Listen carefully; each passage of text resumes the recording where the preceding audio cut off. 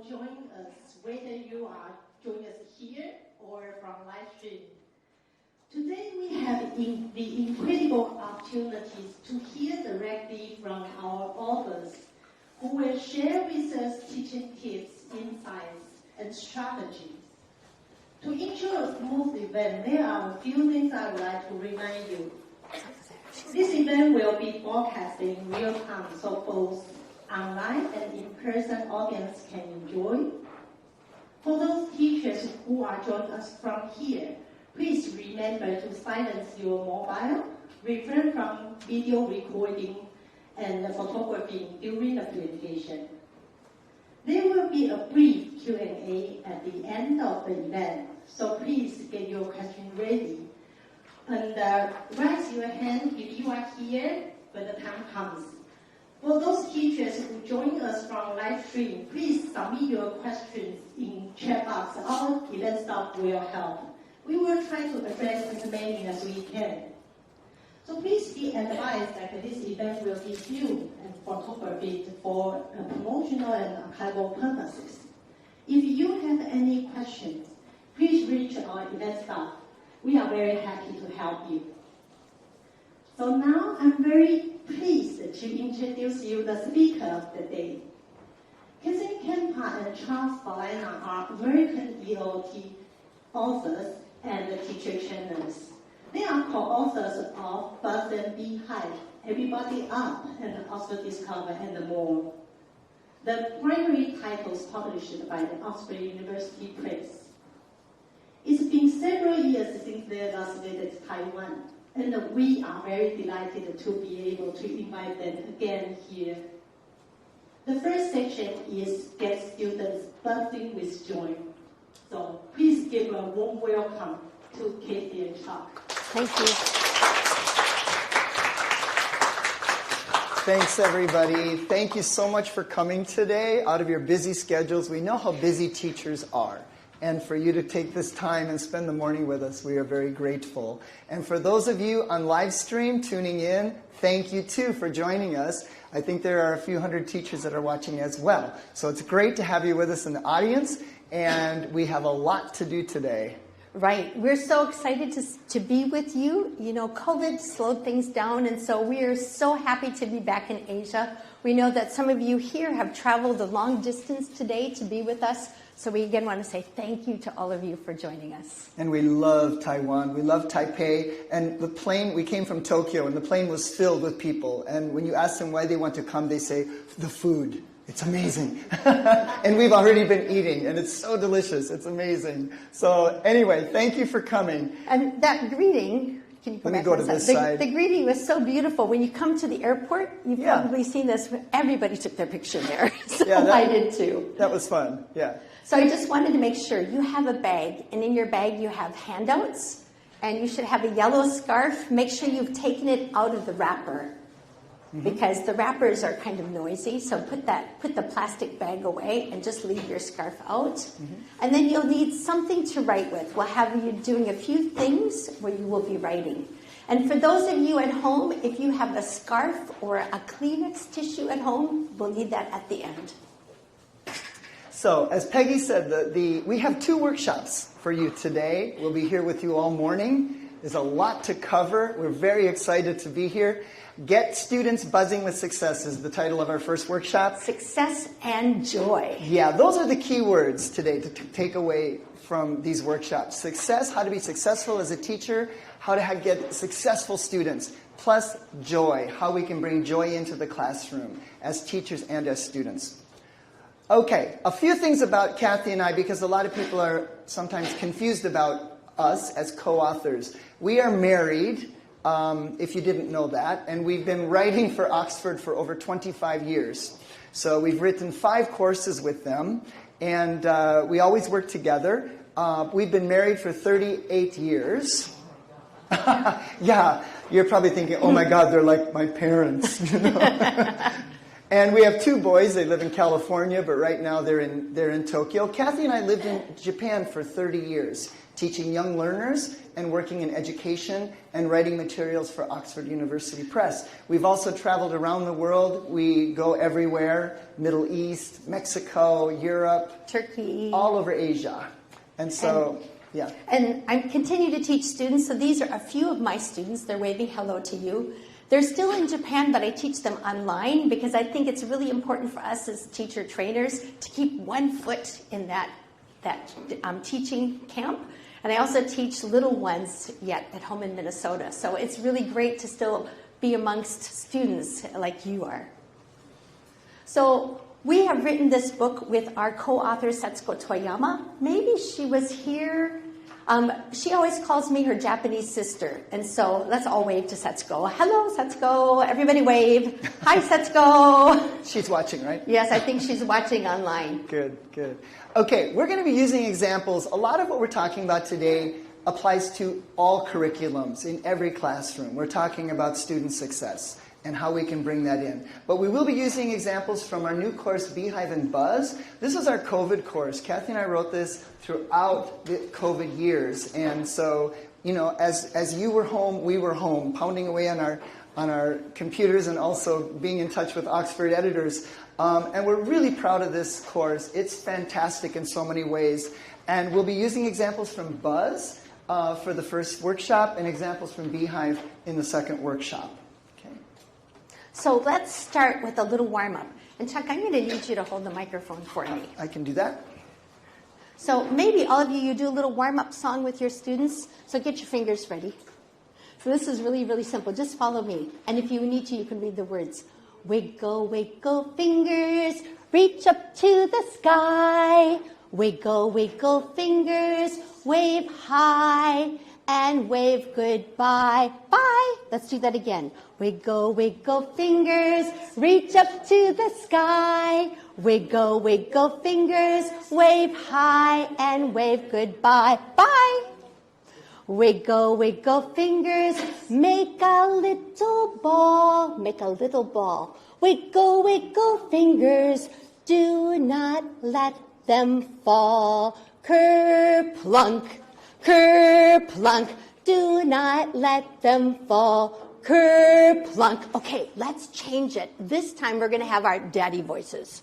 Wiggle, wiggle fingers, reach up to the sky. Wiggle, wiggle fingers, wave high and wave goodbye. Boy, wiggle, wiggle fingers, make a little ball. Wiggle, wiggle fingers, do not let them fall.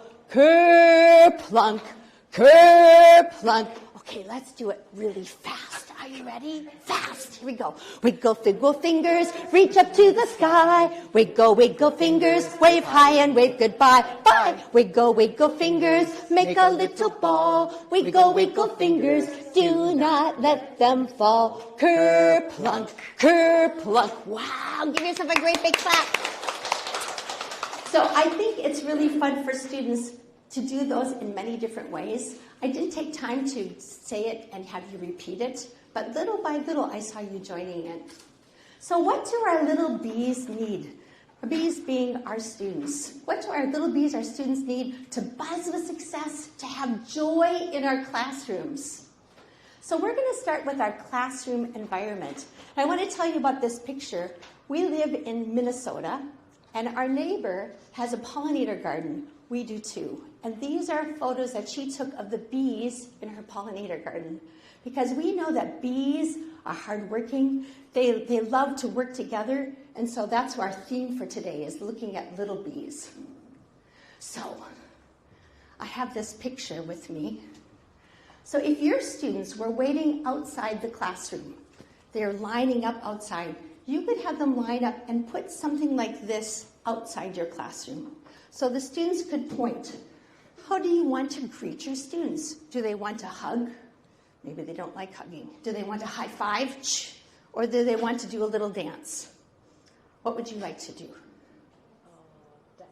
Dance, point to it for me. Okay, let's dance. Yay. Okay, so we're all going to do this in a minute. You're going to think about what you want. But you know, when you do those things, the room gets noisy, so we need to practice because it's going to be so noisy. And at home, I don't think it'll be noisy, but just so you know, when we stop an activity, we can use this echo. So I'm going to say, class, class, class. You echo in the same way, but with the word yes. Yes, yes, yes. Class, classity, class. Yes, yesity, yes. Class, class, class. Yes, yes, yes. So we want our students to get used to echoing. Okay, so now let's go to the next slide. So you're going to say to the person next to you or someone around the room, hi. Hi, Chuck. I'm Kathy. Hi, I'm Chuck. Let's high five. Let's high five. Okay. Okay, so you're going to stand up and you're going to meet somebody around the room, introduce yourself, and then you can each choose a greeting. And when it's done, I'm going to go back to the class, class, class. Okay, everybody stand up. Everybody up. Hug, high five, or dance. Go. Hi. I'm going to go over here. Hi, I'm Chuck. What should we do, I'm Vicky? Kathy. Let's Oh, let's do you high want to five. shake hands? Good to meet you. High five. Great. Hi, I'm Kathy. Let's high five. Hi, I'm Nice to Chuck. meet you. I'm Jessie. What should we do? Let's high Hi, I'm five. Kathy. All Do you want to right. dance? High five? High five. Okay, great. Hi, I'm Kathy. Hi, I'm Betty. What do you want to do? Let's go back. High five. Wow, Hi, that's I'm great. Chuck. Hi, I'm Elaine. What should we do? Let's high five. Let's high five. All right, thanks. Okay, class, class, class. Class, classity, class.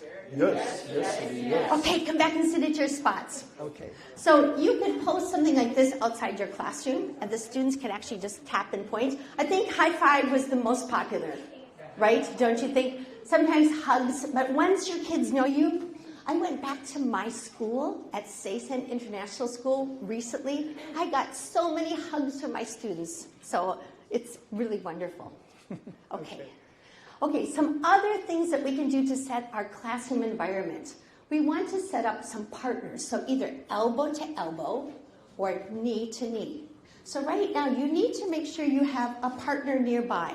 So I know your friend is supposed to come. Can you get an elbow to elbow partner? So you can only Good. have one partner, so maybe one of you needs to turn around so that we're just two people together. It's Two people. okay. There are elbows. How about behind you? Okay? Look behind you, look next to you. Elbow to elbow. Okay, elbow to elbow. Can you be her partner when it's time? So turn and tuck, turn and tuck. Whoops. Turn and tuck, turn and tuck. Ready, begin. Does everybody have an elbow partner? Okay. So remember this partner when it's time. And if for some reason we get an extra person, do you need a partner? Okay. Yes, I do. So Chuck, maybe you'll need to be his partner. Sure. Okay. This is two. Two. Okay. Yeah, sit over Okay, here. perfect. That's great. Okay. So this is your elbow partner. So remember, introduce yourself. Hi, I'm... Hi, I'm Chuck. Let's high five. Good to meet you. Okay, great. So you'll meet this person throughout the workshop. Okay. Next, sometimes you have worked with that partner so much, I'm going to ask you to stand up and move. This is, read it with me. Find a friend before I can count to 10. 1, 2, 3, 4, 5, 6, 7, 8, 9, 10. And then they'll be standing facing their partner. Okay? So we'll need that today. Sometimes we'll make groups. So in this presentation, we're going to make a group. Read with me. Team up time, make a group of 4. Buzz quickly, buzz quietly, make a group of 4. You guys need more energy. Come on line 2, here we go. Team up time, make a group of 4. Buzz quickly, buzz quietly, make a group of 4. I have to tell you, you are the weather makers in your room. If you come to your class and you're like, such a long day, so tired. But if you come and you go, yes, it is such a great opportunity to change your students' outlook on life, right? You are the ones who can do it. So change it in your voice. Okay, next. Now, my students love this song. It's so simple, but it goes like this. I'll just sing it for you. Open your books, please open your books Turn to page 35. Open your books. Join me. Open your books, please. Open your books. Turn to page 35. Open your books. I often write the number on the board for my students, so it makes it easy. And do you take stuff out in your room? You have materials, you have cards, you have puppets. This is so simple. It goes like this. Cards, please. Here you are. Cards, please. Here you are. Cards, please. Here you are. Clap. Thank you very much. Good job. And this is from Magic Time. My students love this. Let's clean up together, together, together. Let's clean up together. Hooray, hooray, hooray. Join me. Let's clean up together, together, together. Let's clean up together. Hooray, hooray, hooray. You want to keep the atmosphere in your classroom light and happy. And I also have a tidy up song that's on Spotify or Apple Music. Tidy up, tidy up, tidy up, up, up, tidy up, tidy up, tidy up, up, up. You can just play it. Kids clean up. I was going to say too, I think one of the magical things about these chants is that, or songs, is that as soon as you hit the first note, your students are moving. They're motivated because they know the songs. And so if you say, let's clean up together, they're not, they immediately get up and move because they're responding to something they know so well. And the other point I want to make about it is you practice these with your students first. You need to practice, and then when it's time to use them, you're ready. Mm-hmm. Oops. Oops. What does that mean? Let's move on. We have an absolutely new computer here, so there should be no problem. Yes, just a moment. It will work. You always have these little glitches. Okay. And then, mukashi, long, long ago, my students used to say, Sensei, dekimashita. Do you know what that means? We did it. And I said, I have to write a chant. So it goes like this. You pat and you clap like this. We did it. We did it. We did it today. We did it. We did it. Roll your hands. Hip, hip, hooray. Again, we did it. We did it. We did it today. We did it. We did it. Hip, hip, hooray. And your students are like, yes. And they'll go home. They'll be so excited, so happy, right? You want them to feel like confident that they can go out and say anything. Great. Okay, now, sometimes I'm guilty of getting so excited. And I send my students to the next class, and the teacher's like, what? They're so excited. So I calm them down. So can you just put your hands on your heart and close your eyes, and we'll play the music.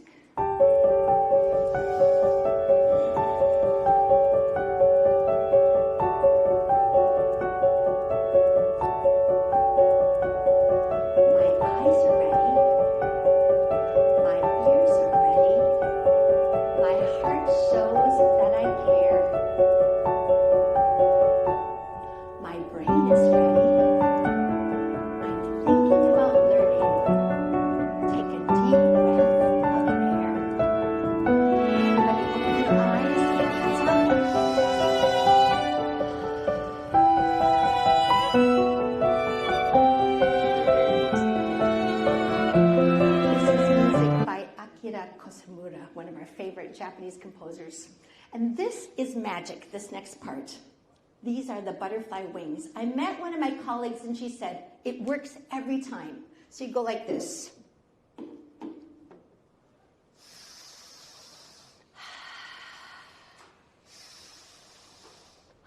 And then we make candles. And then the students are lined up. Goodbye, have a great day.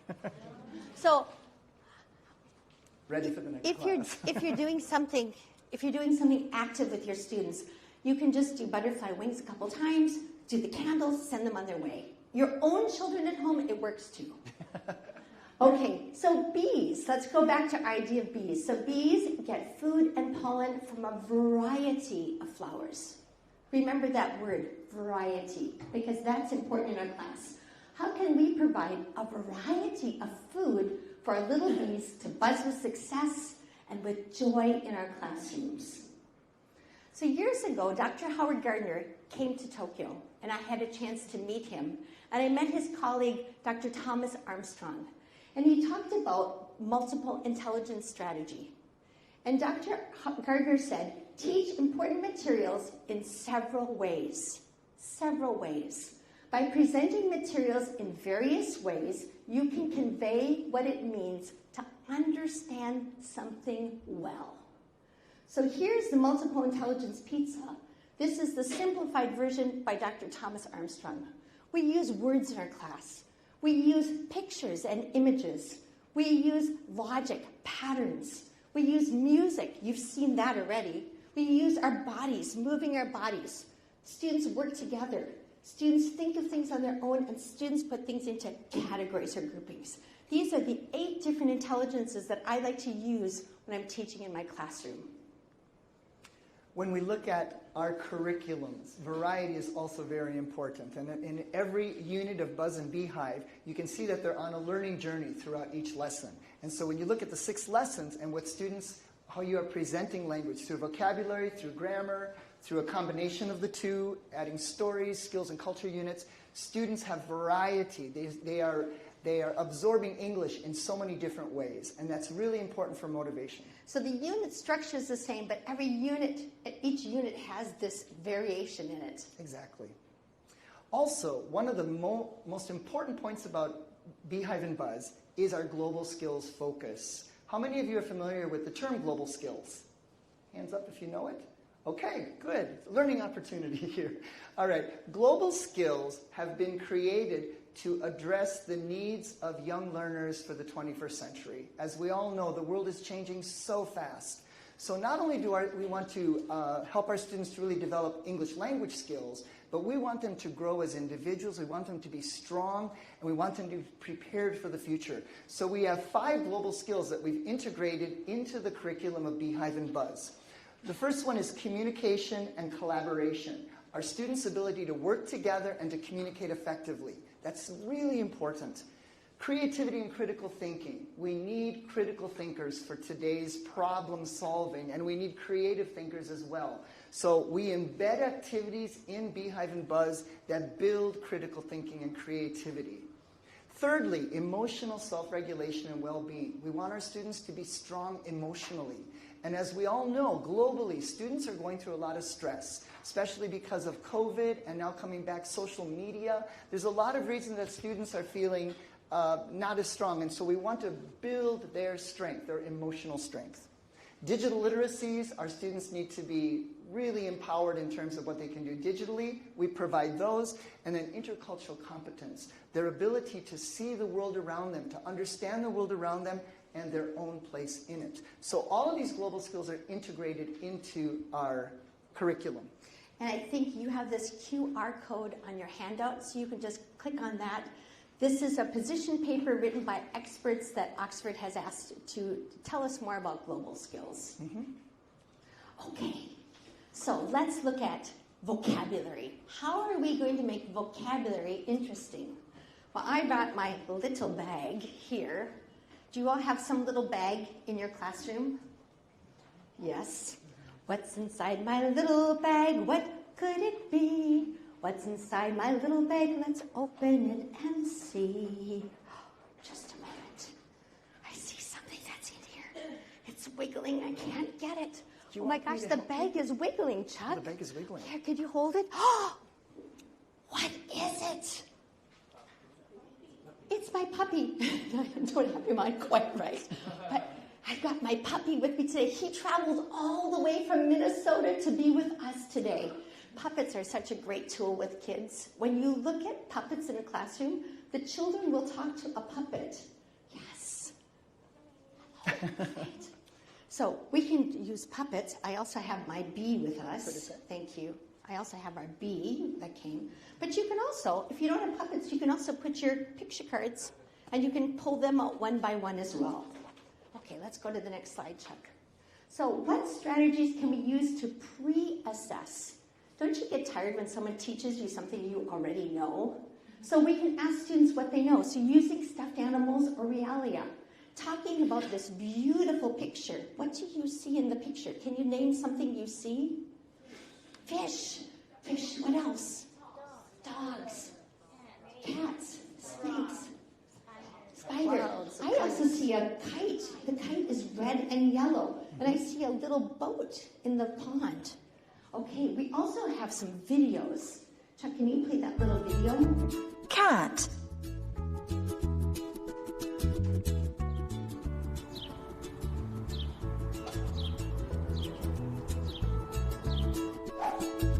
Cat. So those videos match the picture card. So it's really a great extra support for our students. Excuse me. Yeah, because not only do we have the illustration here, but we have the real image as well as the moving image. Exactly. There's a chant that the students can do just with those vocabulary words. And at the very bottom here, there's a little mind game where they can say, okay, what am I?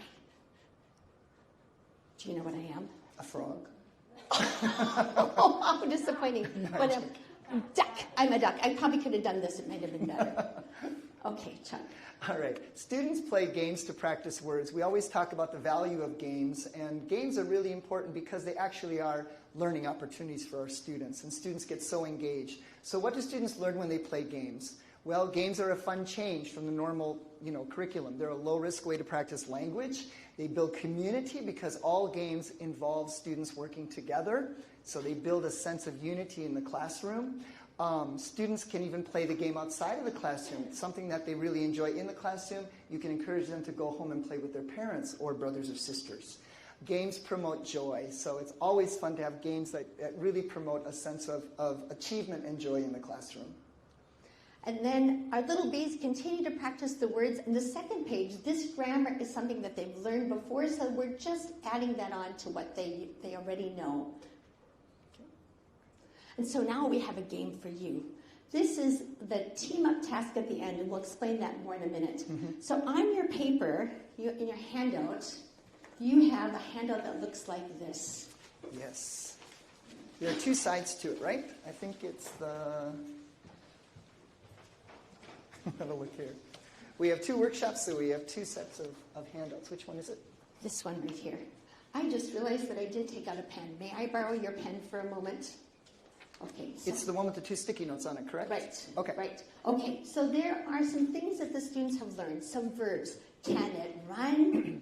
Can it swim? Can it fly? So these are some of the verbs. Okay, can you go to the next slide, Chuck? Mm-hmm. So then we're going to secretly write one of the animal names on our Post-it note. Okay, go to the next slide. From the lesson. From the lesson. So you're going to choose from these 8 vocabulary words. So you're going to either choose cat, snake, dog, duck, frog, fish, spider, or bee. Okay, do you mind if I use this? So I'm going to secretly write a note. I'm going to write it here. So Chuck can't see this. Okay, can you all see? So he's going to ask me questions about this. And I put this on his forehead. Okay. Okay? Like this. It's a very silly I'll hold thing. it. It's a very silly thing. Okay, now ask us some questions. Turn that way so they can see you. Oh, can you see what I have? Okay. I can't. Okay. Can it hop? No. Okay. Can it fly? Okay. That's Yes, tricky. I think it can fly. Okay. They fly in Minnesota. Can it swim? Yes. Is it a duck? Yes. So Yes, he only got it. gets 3 questions, and if he gets that right, then he gets to have 3 points. We're only going to do this once. Okay. Okay? So you're going to choose which animal you want, and then you'll trade. Okay. Next slide, Chuck. Oh, sorry. Turn in, talk, ready, begin. Can you To come your over partner. with your partner? Remember your elbow elbow to elbow partner? Okay, so that's you. secretly write your word. Oh, but you So have a at partner home, there. you might think about which animal Two, that two, you would two. like to be writing about, That's great. and think Thank about which questions you might ask. Is there anyone else who needs a partner? Okay, ask questions.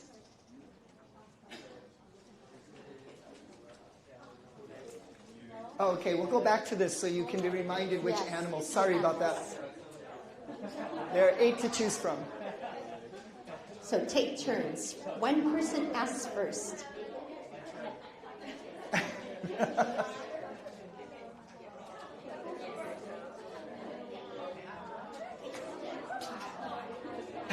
You ask the questions. Can it? So can it run? Can it fly?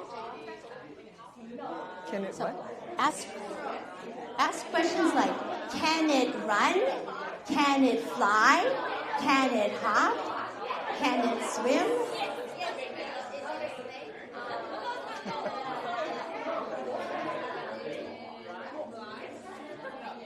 Ask if it can fly. Say, can it fly? Did you finish? You can ask that question. Did you guys finish? Okay. All right, Kathy, we have to go. Okay. Okay. Class, class, class. Yes, yes, yes. Classity, classity, class. Yesity, yesity, yes. Oh my goodness, I should have taken a picture of you guys. It looks so great. I know all of the sticky Class, notes. class, class. Yes, yes, yes. Okay, I know that you all haven't quite finished. Can you take your post-it notes off? So we should have practiced with you those questions. Can it fly? Can it run? Can it swim?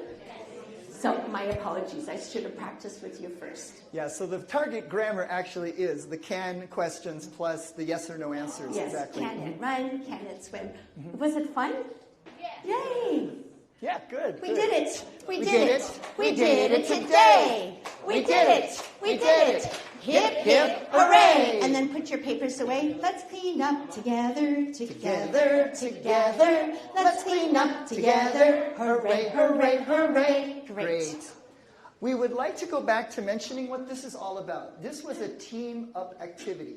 One of the, I think, greatest things about this course is that we've created, Kathy created a lot of them. These All of them. I think all of them. The team-up activities that are at the end of every lesson. Why are they important? Because they take everything that the students have learned, all of the target language, whether it's vocabulary, grammar, and it puts it into an activity. The activity is designed to last 5 or 10 minutes, so we always have a little bit of class time at the end, and it brings students together to use the language in a real productive way, as we just did, right? So they don't even think about it as something they've learned. They're playing the game, and they're focused on that. So Team Up is all about collaboration and communication, and sometimes critical thinking and creativity as well. Exactly. Good. Exactly. All right. Grammar is one of those building blocks. We're going to talk about it in Beehive as well. Grammar is one of the essential skills that we teach our students, and Beehive and Buzz are what we call grammar-based courses, which means it follows a very, very specific grammar curriculum that builds and builds and builds.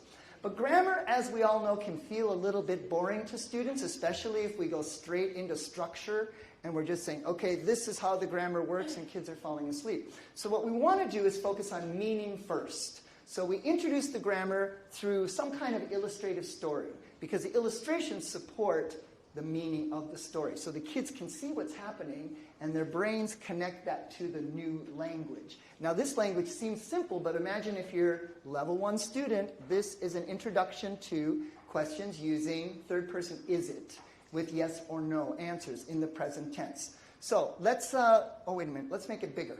Okay, so I'm going to be Hector. Am I going to be Hector? You'll be Hector. I'll be Nina. This is Nina. Would you like to be Emma? Yeah, so this is you. So You this can is be you. Emma. You read the punchline. Yes. Do you Okay. want to? Okay, good. All right. So Hector asks, you can see, we talk about the pictures first. So the students will say, what are they doing? We ask the students, what are they doing? And then we move into the conversation. Is it a duck? Yes, it is.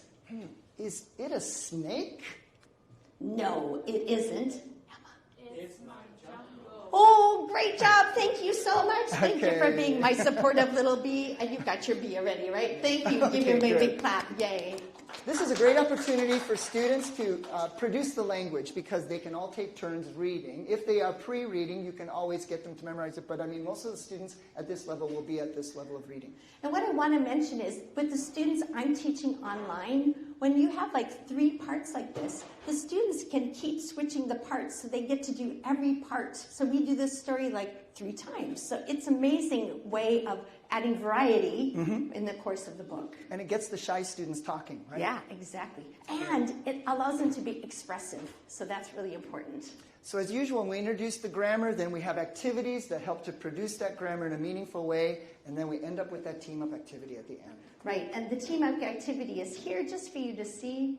So in this collaborative team up, the students are writing the animal names and then they cut them apart. You know, with young learners, cutting is a really important skill. So they cut them apart and then they match them and they ask, the language is here. Is it a bee? No, it's a fish. So everything is there for you. You just have to make a copy. Okay, great. All right, words and grammar. Okay, that's me. All right. We do have a lesson in which we combine words and grammar. Why do we do that? We introduce vocabulary and grammar at the same time. We do that because that's how we learn our own language naturally. None of us learned our native language by walking around with a dictionary or a grammar book. We learned it through experience, through listening, through reading, through experiencing. So we combine both grammar and vocabulary. As we get into the upper levels, we actually introduce it in a reading. But here we introduce the the vocabulary, and then put it immediately into a grammar form. So, and then followed by a song. Right. So this is a really important one. There is and there are. That's a tricky one for students. So that's something that we want them to develop naturally. There's a duck. There are some ducks. Exactly. And using singular and plural. And I just put another activity in the bottom. Can you turn to the next slide? We won't do this activity today, but this is something that's a really simple way to take vocabulary. Have students drawing simple drawings secretly, and then they can ask questions again. Is it a shell? No, it isn't. Is it a plant? Yes, it is. So we give them the vocabulary words, and then they draw it themselves. You have this on your handout, so you can do this later. And that's great for multiple intelligences because, again, by students drawing the pictures of the vocabulary they're learning, it gets deeper into their experience and into their memory. And these children haven't done that, but I love it when they label their pictures. So if they label what it is, then that really helps. But that didn't look like a flower. If you label it, it helps the other students. Mm-hmm. Good. Okay. So Chuck mentioned at the end of that lesson, there is a song. Why are music and movement important? Do you use songs in your classroom? People at home, do you use music in your classroom? Yes? Okay, super. So we love music. And why do we love music so much? Well, most young learners love to sing and they love to move. Mm-hmm. In my classroom in Japan, I'd have students walk past. They'd be singing, "Let's clean up together." They would be singing as they walked past the room. Students nurture their creative and their critical thinking skills. Mm-hmm. When students create movements to words, it helps them to internalize the meaning of the words. Too close, thank you. Songs can cause SSIYH. Oh no! What's that? You know? No? Okay. It's called Song Stuck in Your Head. Can you read it with me? Song Stuck in Your Head. Melody and rhythm help students to remember the words. It just lifts them so that when they go home, the words are there, the grammar is there, the vocabulary is there. It's a great tool. Sometimes for us as teachers, those songs will play in your head. Tonight you might be hearing, "Let's clean up together," or you'll hear the next song. I warn you, but it's good because it helps them remember. And songs build students' confidence. They remember the words easily. And of course, songs can provide a relaxing brain break or body break. This brings joy to your classroom, and joy is such an important thing in today's world. I would like to mention, too, the power of music to get into our heads. When I was a little boy, a long time ago, I had a sister who was 7 years older than me. So when she was a teenager, I was like, 5 or 6. And she was playing music on the radio all the time. And I never sang along. I was too little. But now I can go back to Spotify. I know every one of those songs by heart. Every word, every phrase. How did that happen? Well, that's the power of music. And if you have students in your class, and I'm sure you do, maybe a little boy who's like, "I'm not going to sing," And that will happen, but don't worry. It's still being internalized. They are listening, and it gets into their head, and it helps so much with intonation. When we talk about the power of a good song, it reinforces the natural intonation and rhythm of a language. So these songs are very important that they, as you sing along, that it's natural English intonation. And oftentimes, I play the song from the class at the very, very end. So if you're teaching like in a PLS, the parents are coming do it just before they leave. The parents are looking at the door. The kids are doing amazing things. And they're like, you have 100 more students because they're doing that. And then when they go home, it's on the top of their heads. Okay, let's go to the song. So I have a colleague who has a hearing impaired daughter. And so she uses sign language, American Sign Language, with her daughter. And we had a good discussion about this. We don't want to just use the sign language because that sign language has a different grammar. I want to use it to inspire our movements. So I'm going to show you my idea, and then you'll be able to see this. So I'm going to just show you the chorus. So it goes like this. Can you take your hand and go, outdoors, outdoors. So we're going to take our hands like this. You'll see her move in a moment. Outdoors, outdoors. And then what? What can you, and you can decide, did you want to go see, or what can you see? Or if you brought your magnifying glass, what can you see? I bring everything. Outdoors. Outdoors, outdoors. What can you see? Okay. Then I'm going to let you watch her movements. So she's going to say, there's a plant. I have put the picture cards here. So I like to have my students have a rebus. I didn't write the word there's here, but there's a plant. There's a lake. There are some ducks. We have just one duck in the picture card. There's a snake. Okay? Do you recognize these words are rhyming words? Also, the target grammar is right here. There is a for singular, and there are for plural. So it just lifts the grammar. Okay, let's play the video, and then we're going to stop.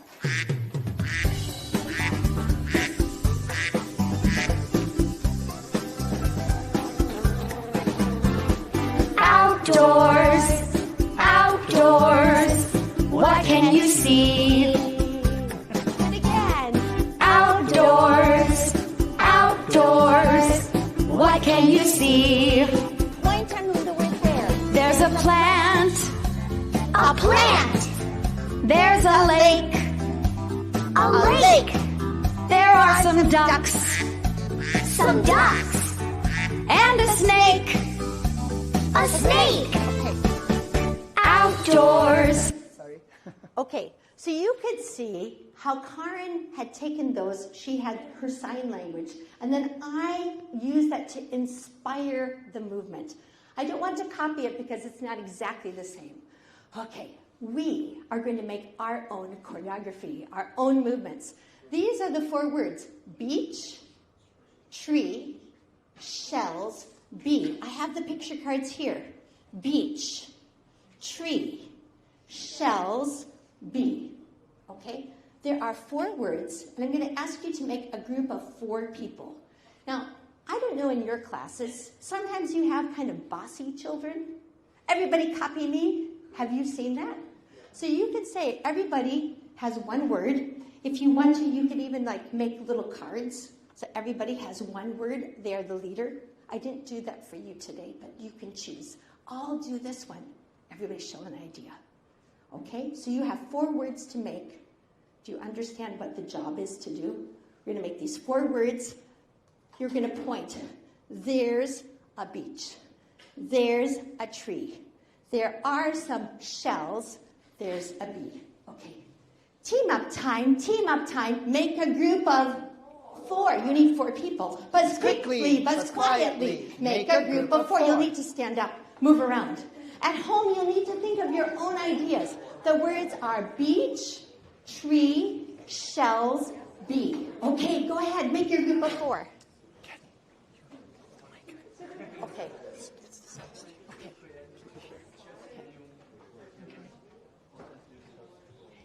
Are we ready? Okay. Make your group of 4.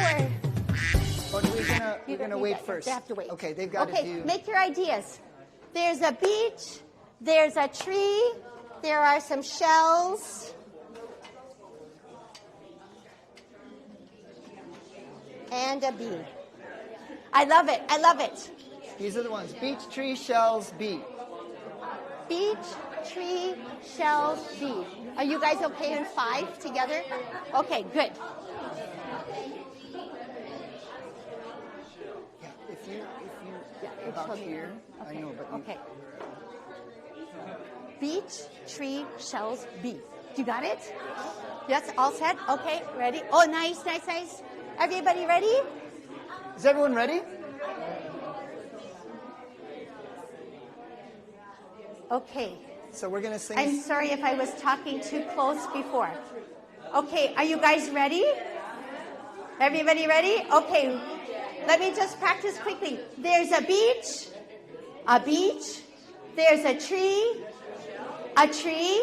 there are some shells, and a bee. Okay, we're going to start from the very beginning. Here we go. Okay.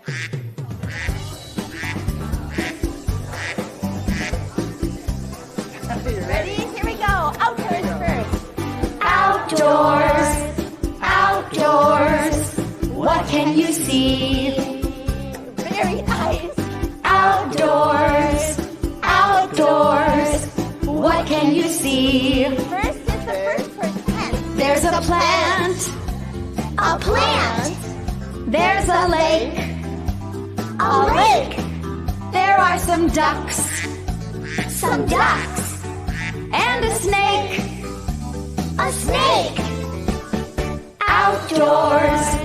Outdoors, what can you see?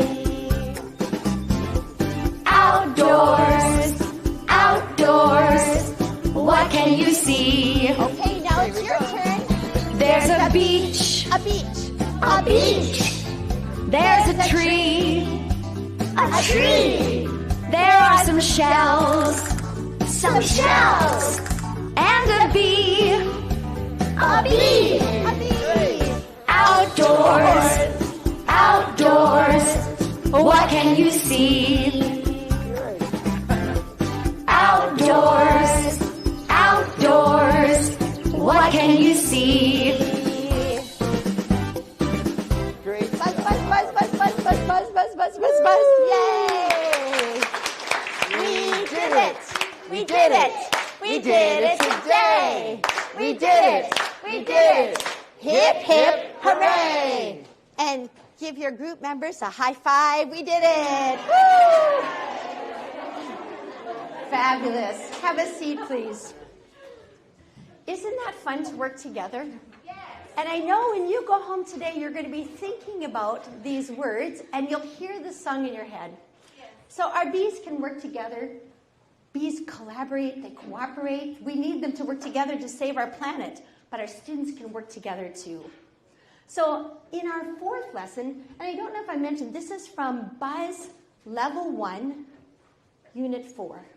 Buzz Level 1, Unit 4. This is a story called Coconuts for Everyone, and it's a story about collaboration. These animals are working together. Okay. Oh, you want to listen to the video right away? Should we listen to the video?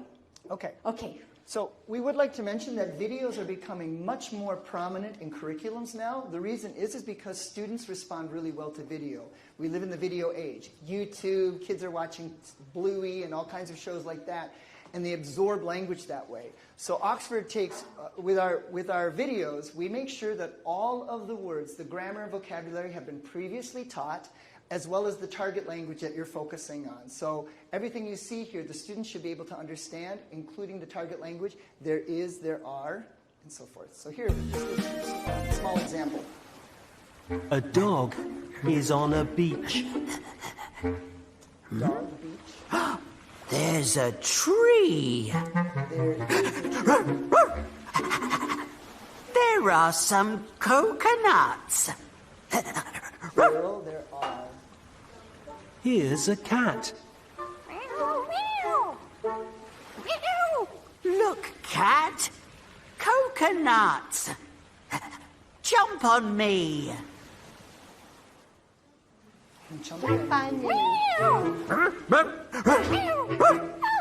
Don't try this in the classroom. Can't get the coconuts.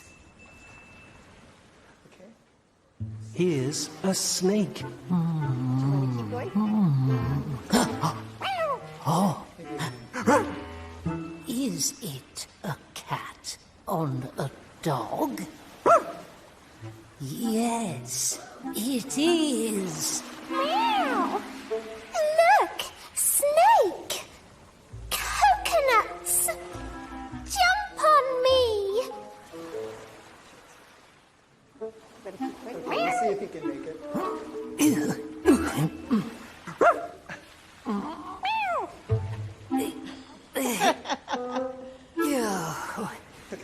I can't get the coconuts. By the way, this is in British English. We have both Here's British a and American frog. English versions of this course.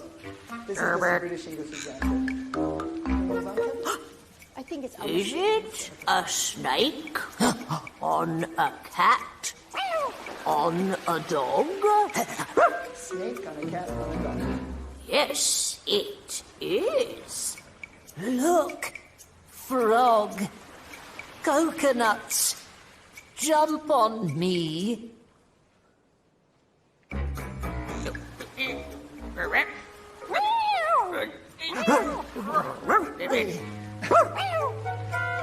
Jump, frog, jump.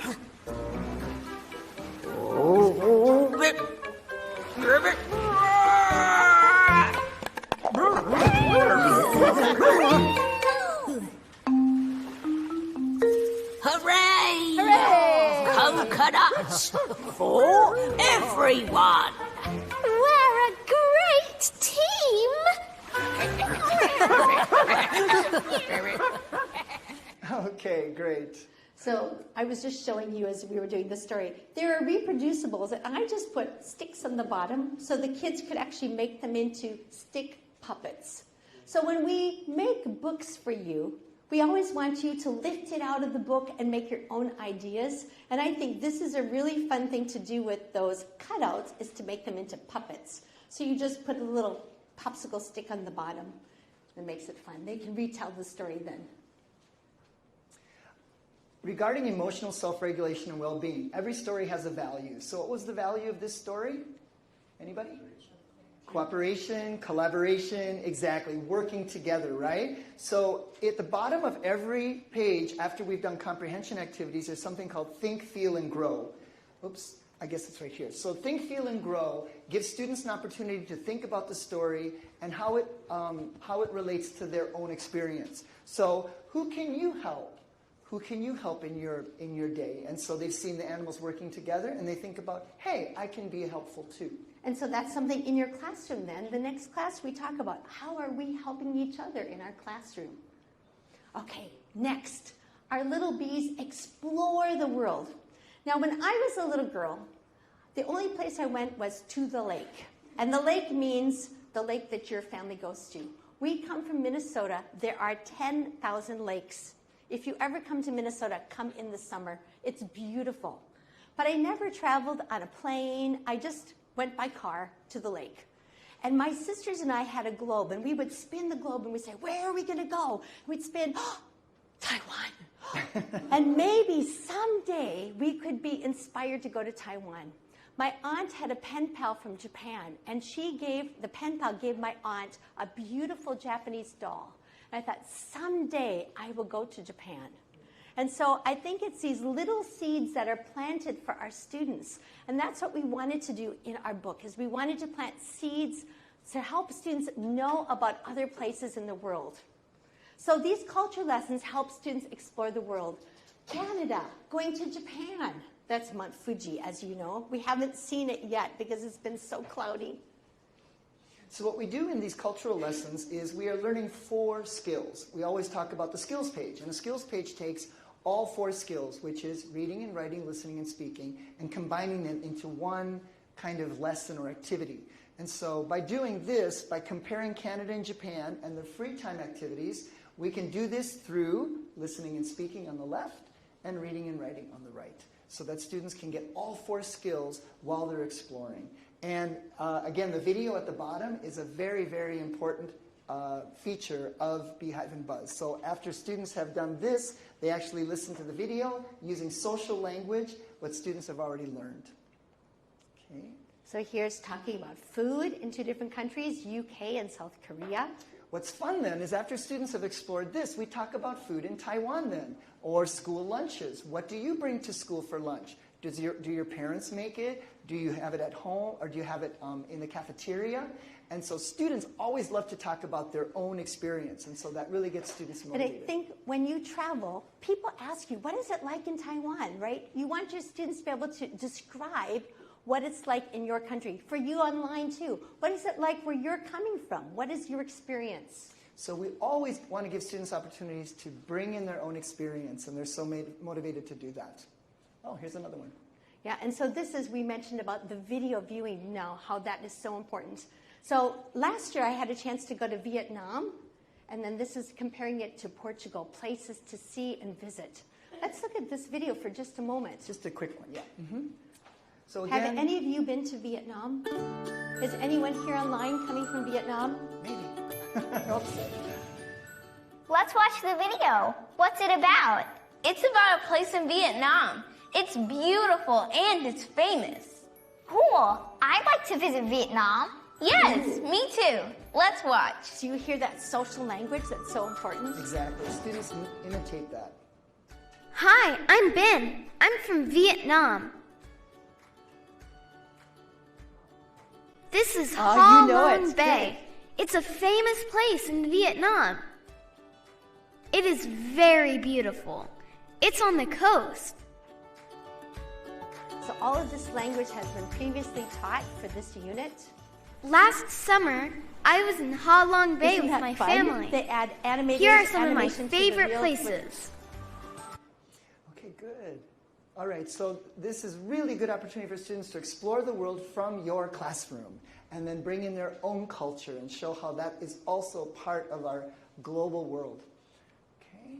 Yep. So anything else there? All right. And last of all, we want to think about how do we know if our little bees are doing well? If you were here earlier, you saw some of the information about assessments. How can we assess our students, and how can we help our little bees be successful and at the same time still keep that joy, that fun in our classrooms? So at the end of Buzz, there's something called My Buzz Record. And this is so much fun. At the end, for example, we've been looking at this unit, Unit 3 and 4. At the end of Unit 4, that says there's a beach, there are some fish. They draw their own picture, and then they write at the bottom to describe it. It's really fun, like a portfolio. At the end of the book, they have their own portfolio that captures what they've done. And they can show their parents, which yeah, is important to show it's their really progress. neat to have that. I love those portfolio activities. My Buzz Record. Yes. And then at the end of every 2 units, there's a review and a reflect. Students have some activities to do, and then we have the Buzz Challenge. Let's zoom in on that Buzz Challenge, Chuck. So in the Buzz Challenge, there are 3 things. Ask and answer. Is it a? Is it a? Remember we did that. This is in the next unit. And can it fly? Can it swim? So those are the things that they would have learned between Unit 3 and 4. Some of these can be done individually, and some of them can be done with partners. We've created those so they have both. And there's this My Progress. There are some games that they can do here. They can talk about activities and animals. So this My Progress area is very important because it's called self-assessment. So you as teachers assess your students' progress. It's like, okay, I can see where my students are at. But we really want our students to know about their own progress and to think about how am I doing and how can I improve. And we'll talk about more about that in the next workshop. But this is a very, very important part of your child's learning journey. So if you have access technology, can you go to the next slide, Chuck?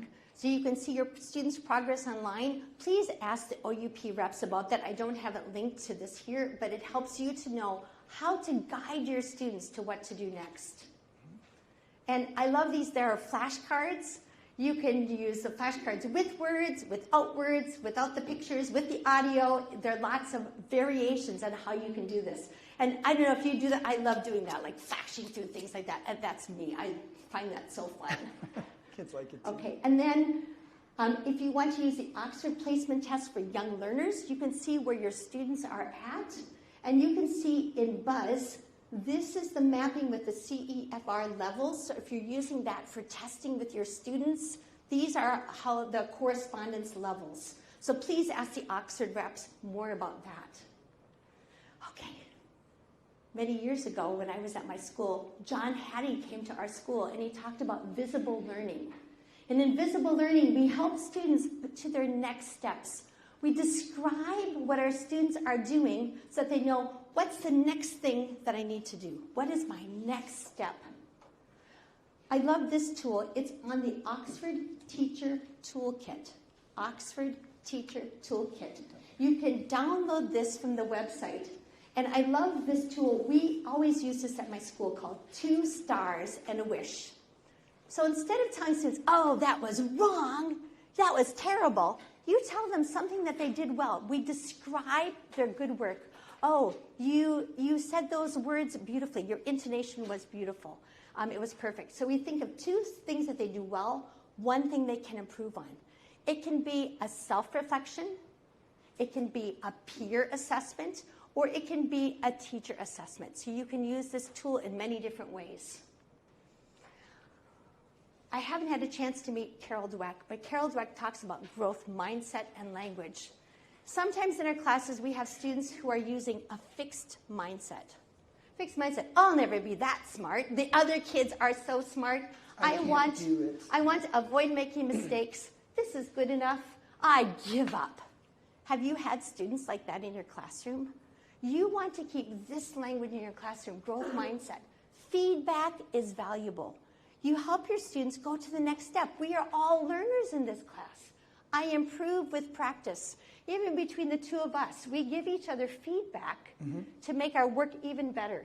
Is this my best work? Mistakes help me learn. I won't give up. And I love these kids thinking, I always make mistakes. I'm not good at English. This is too hard for me. I give up. I can't do this. We don't want this.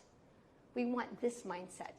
I can learn through my mistakes. I can reflect on my learning and improve. I can't do it. This is the big word. Everybody say it. Yes. Everybody at home say it. I can't do it yet. Exactly. I can't do it yet. Sometimes even our little ones will say, I can't do it. I can't do it yet. But right? I will sometime. I will sometime. In the near future. So what do our little bees need? We talked about these 5 areas so far today. A positive environment, where we did the songs, the chants to guide our learning. High five and things. Yes, exactly. To learn in a variety of engaging ways. We looked at the MI pizza and the variety in our lessons. Working together, we saw this story about collaboration, and you worked together when you did your outdoors. Opportunities to explore our beautiful world. We looked at comparing 2 cultures and opportunities to succeed. I can't do it yet. I can't do it yet. Okay. So you have 1 Post-it note. I'm going to give you homework during the break. Think about 1 thing you want to think about from this session. Everybody at home, think about 1 thing you want to do to improve your teaching. It's what we say, try it on Monday, try it tomorrow, try it next week. Okay, and write it on the other sticky note that you have. Will they put the sticky note somewhere? Should we do that? I don't know if there's a place. Is there a place for us? Maybe on that wall over there. You could put your sticky notes there. So after the break. Over there? Does that work? Or okay, so write down your idea. Don't do it right now because I have some other things we're going to do right next. Okay, so you all have a scarf in your bag. Do you all have your scarves? Okay. So everybody get your scarf out. Can you hold this for me? I can. I love using scarves with kids because there's so much you can do. So if you teach babies, this is great for like a peekaboo because they can still see you, right? You know, babies are afraid when something disappears. And so when you do this, they can still see you. And if you have little ones like who want to toss, like let's practice our words, cat. And you can toss it, cat. And dog, you can practice by tossing something. It comes down slowly. So that's a really great thing about scarves. But today we're going to use it to end our first session. So this is a song I wrote called Learn, Grow, Fly. So we're going to take our scarf. I don't want to bump you. I know. So it goes, learn, grow, fly. Join me. Learn, grow, fly. And then buzzing bees fly very high. Buzzing bees fly very and high. Hold your scarf, hold your scarf. Learn, grow, fly. Learn, grow, fly. And toss it. Fly up to the sky. Fly up to the sky. Okay, now my kids love this. Watch. Is it very small? Squish up. Get it really small. Really small. In both hands. Okay. When we learn, we can grow. Grow, grow, grow. We can grow. And then grow, grow, grow, grow, grow, grow, grow. Isn't it magical? Yes. And then squish again. When we learn, we can fly. When we learn, we can fly. And when you say fly, toss it up. Fly. Fly. Yes. Isn't it fun? And then we go back to again. Learn, grow, fly. Buzzing bees fly very high. Learn, grow, fly. Toss it. Fly up to the sky. Okay, can we all stand up? Is it okay? Okay, great. Okay. And then at the end, there's a place where we're all going to just turn around like that. Okay, here we go. Get your buzzing wings. Oh, I forgot my wings. Oh, no. You want me to stop? Yes, just a moment. Sorry, I have to get my wings. We can't do this without Can't do this without my wings. Just a moment. Sorry, people at home, I have to put my wings on. Yes, thank you. Okay. Okay, help me with my wait wings. a minute. I left my wings at home, I'm sorry. Okay. Okay, isn't it amazing? Wings for adults. Okay, I think we're ready now. Thank you, I'm sorry. I had it hiding so you wouldn't see it before. Get your wings ready.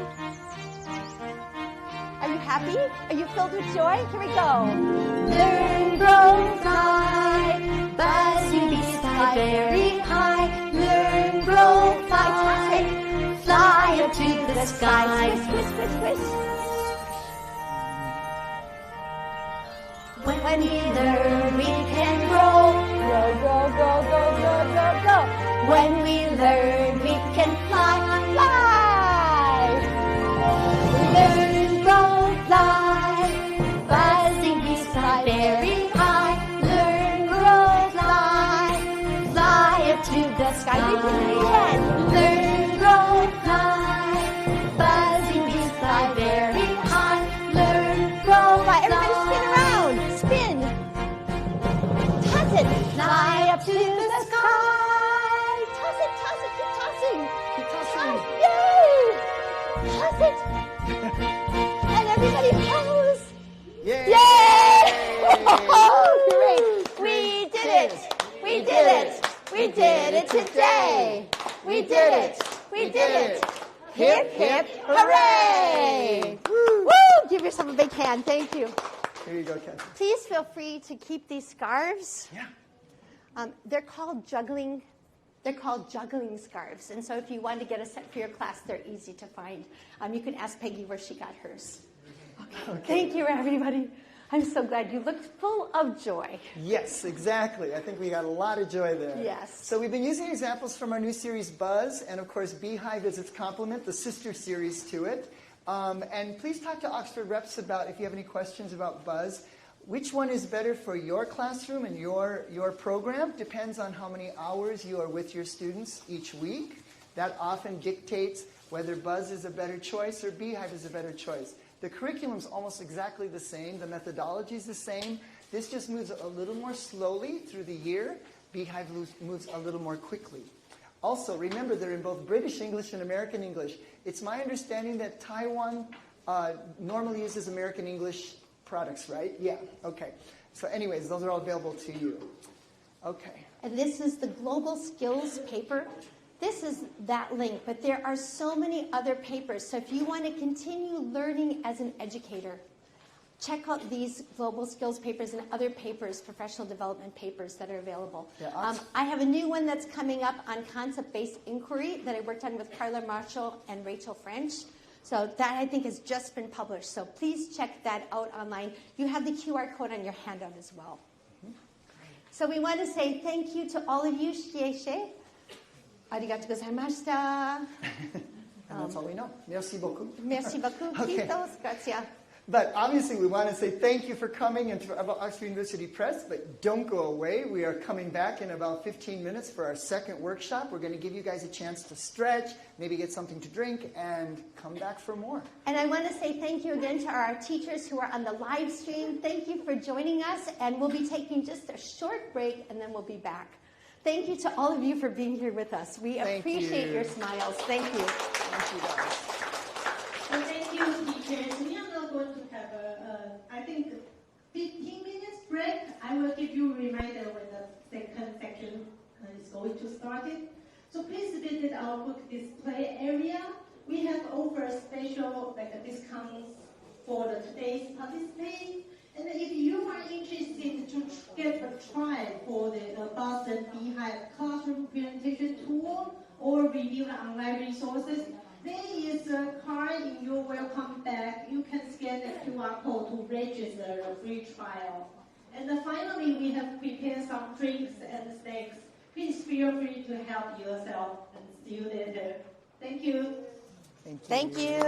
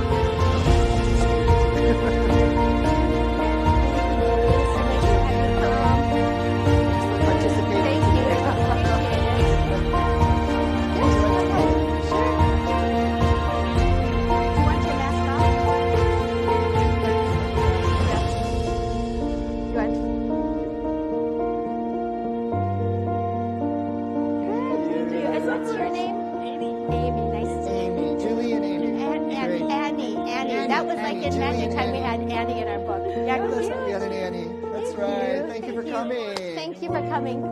Hi, would you like a picture? Hi, what a cute name. Yes, of course. You're with Jelly, English, and baking. Oh, great.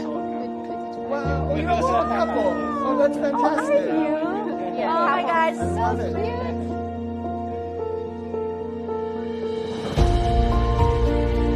Oh, yes. You're right. Oh, yeah, that's a good idea.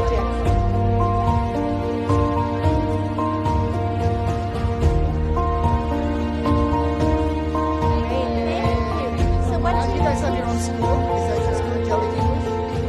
Okay, but then also baking. Oh, you already use bars. Excellent. That's fantastic. Awesome. What Good. kinds of things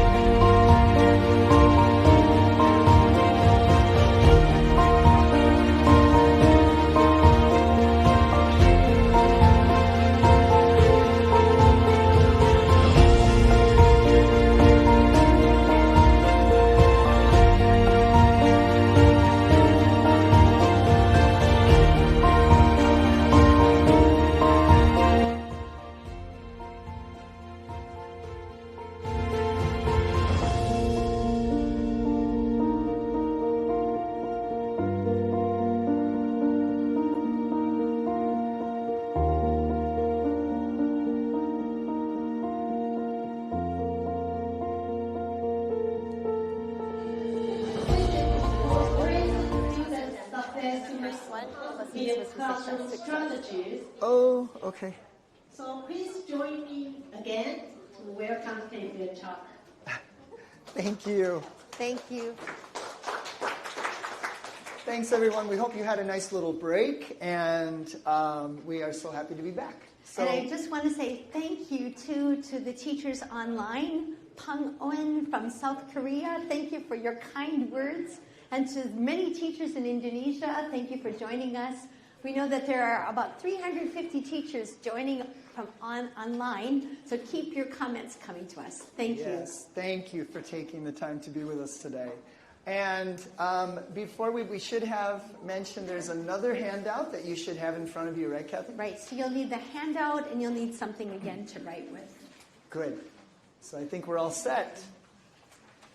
The title of our second workshop is Strengthen Student Success with Positive Classroom Strategies. We're going to be looking at strategies that can bring positivity and joy into your classroom. And we'll be using examples from Kathy's own experience, our own experience, as well as Beehive. So let's get started. We think that joy and positivity is so important in today's culture, don't you think? Yes. Yes. So you Especially are, as I now. mentioned before, you are the ones that create the weather in your classroom. So if you want to have a joyful classroom, you need to bring it to your students. Oops, sorry. So we are going to begin with, we call them Kathy's 5 guidelines for a wonderful, joyful, motivating, can't wait to see you tomorrow successful English class. So we're going to be looking at 5 of these guidelines that we think you can bring home with you today. Okay, so as we mentioned before, we talked about creating a climate where your children feel comfortable and safe in your classroom. And we went through some class routines and some strategies that we could use, these transitional chants. And as I mentioned before, we need to teach them in advance so we can use them with our students. So remember, do you all still have your elbow partner? And we might have new people joining us. Can you show me your elbow partner? Turn and talk, ready, begin. Say it with me. Turn and talk, ready, begin. Did you lose your partner? Possibly. Okay. There's someone over here. Okay, I think we have, do you have a partner? We want to make sure that you're set up, ready to go. Does anyone else, raise your hand if you don't have a partner. Because we want to make sure we set up partners in advance. So there are 2 here. You guys Okay. want to get together. And do you need a partner too? Okay. So those 2 are partners, okay, and partners. Ah, okay. There's And someone next to you. it's really important you get your kids organized right away, otherwise you waste a lot of time in your class. Okay, and if for some reason we end up with an extra person, make a group of 3. Okay. Okay, and we did this, remember? Let's read it together. Find a friend before I can count to 10. 1, 2, 3, 4, 5, 6, 7, 8, 9, 10. And then they can be facing each other, ready to start. If you practice these, then your time goes really fast and efficiently in your classroom. Okay, the last time we did the yes, class, yes. Setsuko Toyama, who is my Japanese sister, loves this one. You can make peace fingers or your hand. When I say peace, you say quiet. Peace and quiet. When I say peace, you say quiet. Peace and quiet. We can use hand clapping. You can use a sound, so like you might have like some bells. You can turn off the lights. You need to have strategies your students know. I'm going to use this one, and I'm going to use the class today. This is another celebration chant. It goes like this. Read with me. 4, 3, 2, 1. Hooray for all the things we've done. Get your fingers moving. You guys, this is like the second session, right? You've got to move. 4, 3, 2, 1. Hooray for all the things we've done. Fingers. 4, 3, 2, 1. Hooray for all the things we've done. You'll know it well by the end. Chants really can brighten your classroom. Okay, next. Second, create a climate where children can play with English. So we want to use those words to make it really fun. So I have a friend, he's actually a musician, and he always says, repetition, repetition, variation. So remember at the beginning when we did Wiggle, wiggle fingers, reach up to the sky. Wiggle, wiggle fingers, reach up to the sky. Wiggle, wiggle fingers, reach up to the sky. We did it in many ways. That repetition and then the variation makes it really powerful. It makes it interesting for your students. Okay, I need to put my microphone down. So do I. Okay. Okay. So this is a game that kids can play, and I'm going to just show you it. So you need your fists, and we're going to do it by ourselves first. So we go like this. Double, double, this, this. Your turn.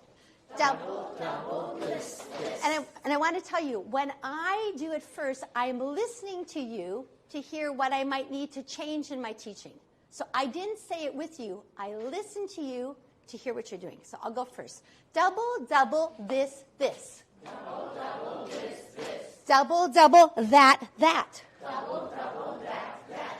Double this, double that. Double this, double that. Double this, double that. Double this, double that. Double this, that.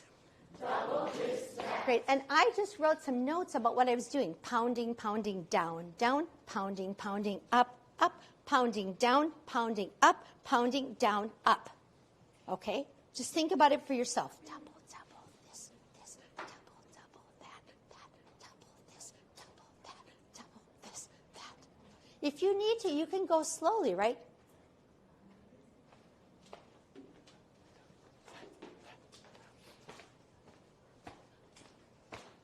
Okay, but the fun is having a partner.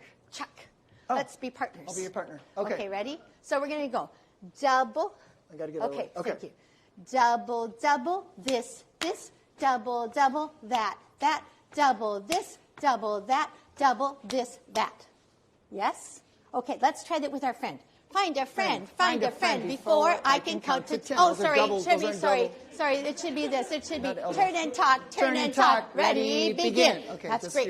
Okay, cute. ready? Practice with your partner. Ready? Okay. Double, double, this, this. Double, double, that, that. Double this, double that. Double this, that. And if you want to use fists, you can do that. Do you want a partner? You can do the fist down too. Double, double, this, this. Double, double, that, that. Double this, double that. Double this, that. Yay! Very good. Okay. All right, now. And I hope all of you at home had a chance to practice that probably by yourselves. Now, I thought, wouldn't it be fun to practice compound words? So your students, you have the lists of compound words, right? And we break them down. Double, double, pop, pop. Double, double, corn, corn. Double, pop, double, corn. Double, pop, corn. Yes? Or double, double. Chuck, do yours because you did this so well. Double, double, ice, ice. Double, double, cream, cream. Double, ice, double, cream. Ice cream. Something like that. I don't know. Or butterfly. The teachers at the JOLT conference last year, they love this one. Double, double, butter, butter. Double, double, fly, fly. Double, butter, double, fly. Double, butter, fly. Do you get it? So this is just a seed idea for you to start with. Think of all the compound words that our students learn. Backpack, right? There's so many things that we can do, and they can make it a word, make it a game. So they take it out of the classroom. You see them playing wherever they go. It makes it really fun, right? Okay, so play with words. 4, 3, 2, ready? Come on, you guys. 4, 3, 2, 1. Hooray for all the things we've done. Excellent. Great job. We'll do it once. Okay, third, create a climate of creativity. Chuck talked about in global skills how creativity is such an important skill in today's world. We need people who have creative ideas to solve problems, creative ideas to make beautiful artwork, beautiful films. When students create their own ideas, they have ownership, pride, and a sense that they are growing. It gives them a chance to express themselves without judgment. I'm sorry, I missed that. Okay, I found this on the web for Create a Climate of Creativity. By global skills, creativity is important in today's world. We create ideas to solve problems. That is Siri, and she just came on by herself, so. Well, we know that she can help us. So the next slide. Okay, sorry. Okay, isn't that interesting? There, she's always listening. But she's shut me off. Okay, just a moment. Sorry. Anyway, I think that when I've seen my students and when I watched you, when you created your outdoors activities, your faces light up. It's not like a teacher always telling you what to do. The students have their own ideas, their own passion, and they're so proud of that work. So creative activities help students to process what they've learned and to express content in new ways. I've always found that when I give my students ownership and let them create something, they come up with amazing ideas. Clicker's not working. Oh, okay. So to nurture creativity, you can make movements for songs. Now, I have a new song for you today, and it's called What's the Animal? And this is going to be an on-your-own idea. So we can model ideas to build confidence, and we can create ideas as a whole class or work in small groups or even individuals. Okay, so let's all stand up. I'm going to set this down. So the words go like this. I'm going to show you the chorus, and then you're going to do the verses. So it goes like this. What's the animal? You're going to be like guessing. What's the animal? And then you're going to turn guess, guess, guess, guess. And then we start again. What's the animal? Point your head. Guess, guess. Okay, I'm going to do the beginning. What's the animal? Guess, guess. What's the animal? Guess. Your turn. Ready? What's the animal? Guess, guess. What's the animal? Guess. And then the second part is almost the same. What's the animal? Guess, guess. What's the animal? Guess. Great. Now, there's some words here. It says, it has a tail and a body. You're going to make this idea yourself. Tail and a body, a nose and a head. It has 2 ears. It has 4 legs. 4 legs. How will you show 4 legs? 4 legs. It's a cat. It's a cat. You show me your cat. Cat. Look around the room. You might get ideas from somebody else. Be inspired. Yes, yes, yes. Look around, look around. And then it has wings. It has had eyes and a beak. It has legs, 2 feet. It's a duck. It's a duck. Are we okay? Oh, okay, no. Ready? Okay, let's give it a try. I did the course for you. You're making your own ideas here. Create your own ideas. I love the song. It's so cute. Here he goes. What's the animal? Guess, guess. What's the animal? Guess. What's the animal? Guess, guess. What's the animal? Guess. It has a tail and a body, a nose and a head. It has 2 ears. It has 4 legs. It's a cat. It's a cat. Very good. Let's sing the chorus. What's the animal? Guess, guess. What's the animal? Guess. What's the animal? Guess, guess. What's the animal? Guess. Wings. It has wings and a body, eyes and a beak. It has 2 legs. It has 2 feet. It's a duck. It's a duck. Listen to it. Quack, quack. What's the animal? Guess, guess. What's the animal? Guess. What's the animal? Guess, guess. What's the animal? Guess. Very good. Give yourself a big hand. 4, 3, 2, 1. Hooray for all the things we've done. Have a seat, everyone. Thank you very much. So it's quite fun for your students to come up with their own ideas. We saw students create choreography for this, and then they went, what's the animal? Guess, guess. We thought we didn't want to have you jump and turn like that, but it is quite fun, and then they had high kicks and things like that. So, okay, number 4, creating a climate of choice. Isn't it fun when you give your students not one thing to do, but they can choose from things to do? So in a learner-centered classroom, students have choices. We can show some ideas to build confidence and build their language. But we can also build creativity and learner agency when we listen to our students' ideas and we use them in our lessons. My students used to always go home and say, Miss Kampa used my idea. We sang, what's the animal? And she used my idea, and we all did it. And the students go home like this. And that's what you want to see in your classroom. In Beehive and Buzz, we have choice, in Beehive, we have choice boards. So in this choice board, the students choose 2 activities. And in these activities, the students can decide which material they want to review, and they can choose OYO or partner. Do they want to work on their own, or do they want to work with a partner? With a partner. So do you have students, they're like, get done really fast? Yeah, you have those, right? There's some students who are just so clever. So you can give those students, if they want to, they can choose another activity to do. Because there are 6 activities here, you can always choose more things. It never hurts for them to review more things. And the goal is 2, but they could always do more. This is the language that they would have reviewed. You've heard this before, or you will hear this soon. I often, I never, I always. Okay, thanks, Chuck. Oh, my kids love this. Even little kids love this. So we go, think. What should we do? Try it with me. Think. What should we do? I usually switch hands. Think. What should we do? Think. What should we do? Let's say that we have a unit on animals. I have an elephant, giraffe, zebra, alligator, cheetah, lion. Which animal should we move like? What would you like to move like? Cheetah. Let's move like a cheetah. And we all run like a cheetah. And we all run in our own way.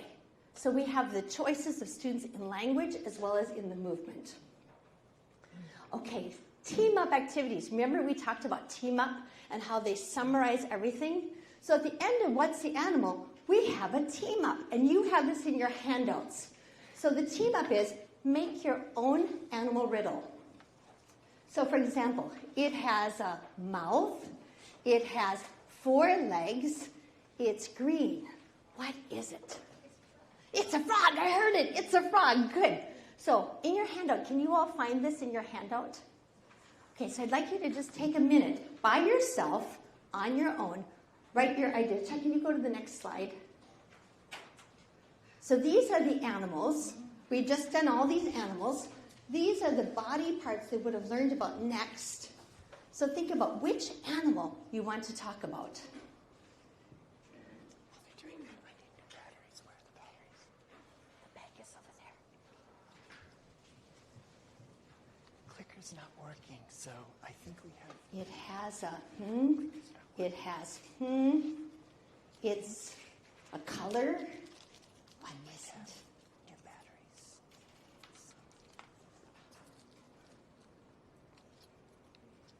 So choose from those 8 animals, the cat, the snake, the dog, the duck, frog, fish, spider, bee.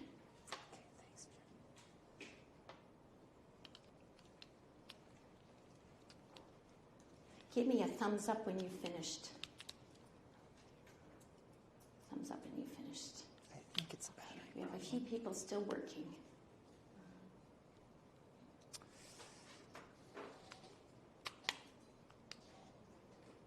And at home, this is in the handout. So if you want to write your own riddle at home, we have 8 animals. It has a blank. It has it's what is it?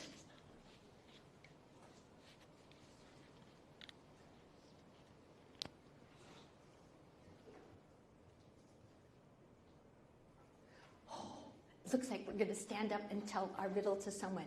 If you are ready, stand up and share your riddle. Find a friend before I can count. So everybody stand up. Find a friend before I can count to 10. Find a friend, new friend, go, move. 1, 2, 3, 4, 5, 6. Find a new friend. 9, 10. Okay, read your riddle.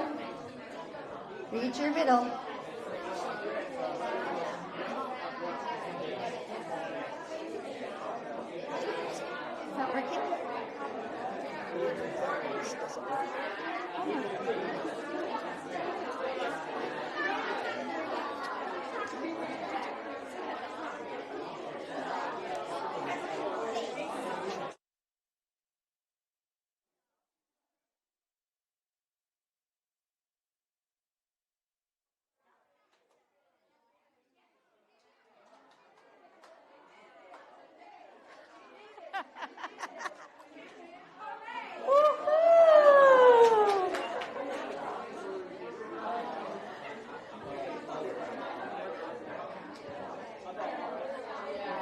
Okay, I heard that we did a chant, and 4, 3, 2, 1. Hooray for all the things we've done.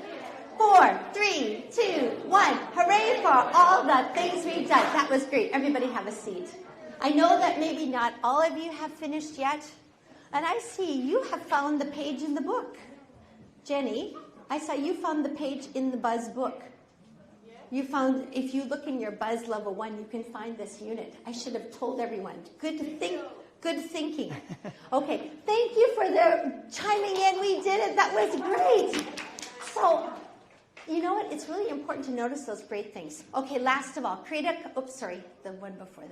climate where all students can feel successful. Scaffolding learning. So as John Hattie said, invisible learning, we describe what students are doing. I described. They jumped into we did a chant. I see Jenny. She found the page in the book. Those are the great things. We want them to bubble up to the top like champagne in your classroom.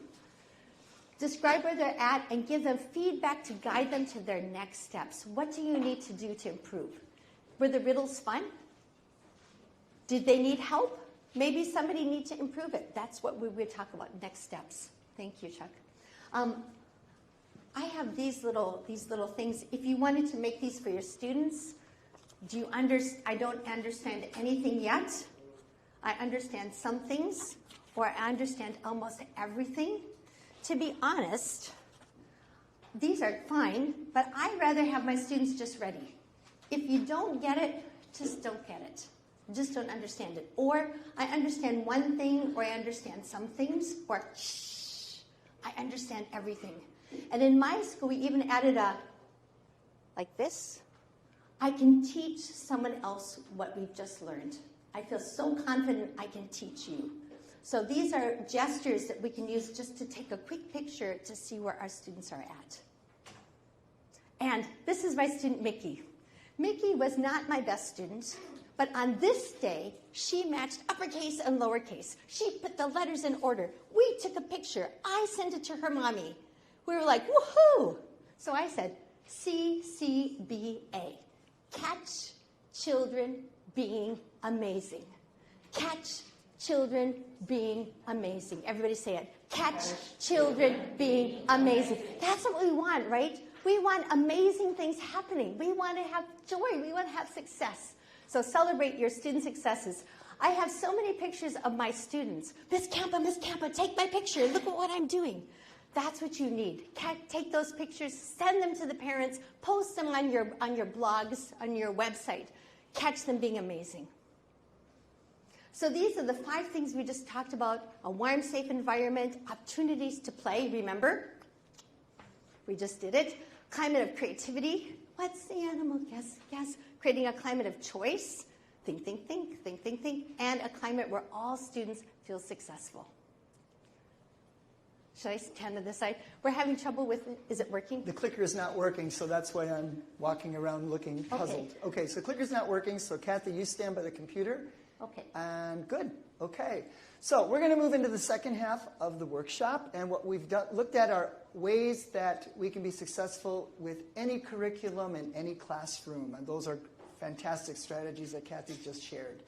We're now going to use examples from Oxford's primary course, Beehive, talking about how we can build success plus joy in every step of the way in which we teach. So let's get started. All right, so we're going to look at vocabulary first. All of you teach vocabulary, right? This is one of the building blocks of language, very important one. But how can we teach vocabulary in a way that's successful and joyful for our students? There are a number of possibilities. First, if we can connect the vocabulary to our students' own experience, It is much more powerful, much more meaningful. So let's give an example. Let's imagine that we're going to be looking at Beehive Level 4, Unit 1, which is talking about the world of animals. All right, so before students open their books, what you want to do as a teacher is to get them focused and engaged about animals. So you can ask them some questions before they open their books. Ask your students, on the way to school, did you see any animals? If you did, what kind of animals were they? Were they pets? Were they in the wild? What did they look like? Could you describe them? Big or small, short or tall? Get students engaged, talking about their own experience. And from my experience, when one student has something to say, everyone has something to say. Oh, I saw a dog. I saw a cat. And by the way, this is taken at a small zoo out in the countryside right by our house. This is my picture of the giraffe. Yeah, they normally they're not native to Minnesota. No, but you can actually feed these giraffes. Another thing you can talk about is their animal's ability. Well, the animal that you saw, can it fly? Can it swim? Can it run? And those types of things. So students, we're engaging students. We're getting them to focus because students come into the classroom and their minds are everywhere. So we're getting them focused. And then finally, we open our books. So when we open our books... Open your books, please. Open your books. Turn to page 6. Open your books. Sing with me. Open your books, please. Open your books. Turn to page 6. Open your books. So you open your books, and here we introduce the world of animals. Students are now focused on animals, and you can see there are 6 new words introduced here, 4 new words introduced here. So 10 new animal words, some of which the students may know. We'll talk more about how we use different strategies like classifying and categorizing from where they're at. Also, in the picture is a lot of recycled vocabulary, so students have already learned many of these animal names, and they have an opportunity, give them an opportunity to talk about it. Okay, now we're going to practice it with you. So next slide. Sorry. So we're going to have you work with a partner. We're going to go now to Beehive Level 3, Unit 5. We are talking in this particular lesson about healthy living. So imagine you're going to be teaching this lesson tomorrow. Or let's imagine you're going to do it now. And what you're going to be talking about are all the things that students can do to stay healthy.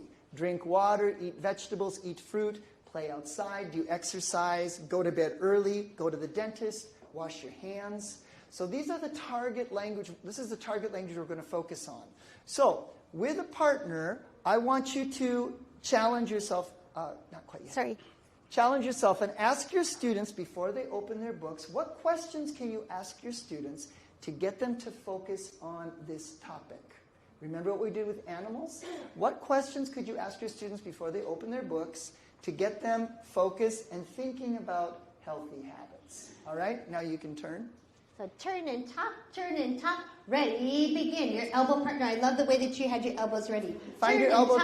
Turn and top, ready, begin. Next slide. So we're going to go back to this so you can use this as a reference. Remember, the books are not open yet, but this is what some of the target language. What questions could you ask your students to get them focused? Okay. And for live stream participants at home, please write down your own questions. What would you do if you're thinking about teaching healthy living or healthy lifestyles? Go ahead. Go ahead. Before they open their books, questions to ask your students.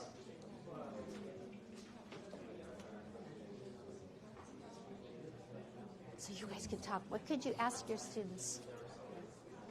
Oh.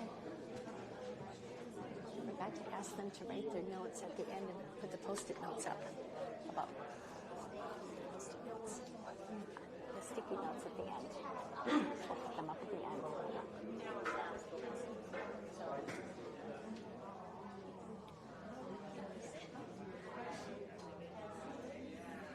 Do you want to talk to someone? Are you okay on your own? Do you have a partner? Are you okay? Okay, good.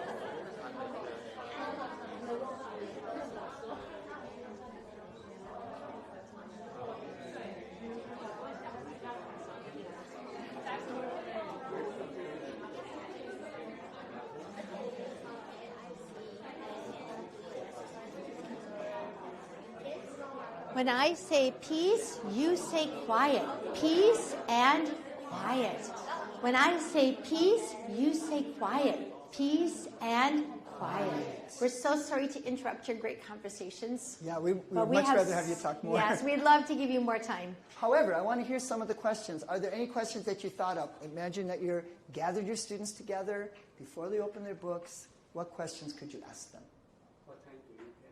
What time do you get up? Great question. So we're talking about maybe sleep habits, getting to bed and getting up. Good. Any other questions? Yes. Do you like vegetables? And why is that important? Why is that important? Diet, right? Yes. We're getting into the topic of what we eat and what is healthy. And I love vegetables. I'm so happy here because you have so many different vegetables. Oh yeah, and so delicious. Wow, breakfast was like, wow, wow, wow. Yeah, we love it. We love it. Any other questions? Does your mother cook? Okay. Yes, because maybe here in Taiwan you can easily go out to get dinner and get food. Yeah. Find delicious food outside. Anything else? How often do you exercise? How often do you exercise? That's a good question. Talking How about our often bodies. do you exercise? Yeah. Do you wash your hands before you eat? Do you wash your hands before you eat? We're talking about hygiene, personal hygiene. Yes. How many times do you drink water every day? Ooh, how many times do you drink water every day?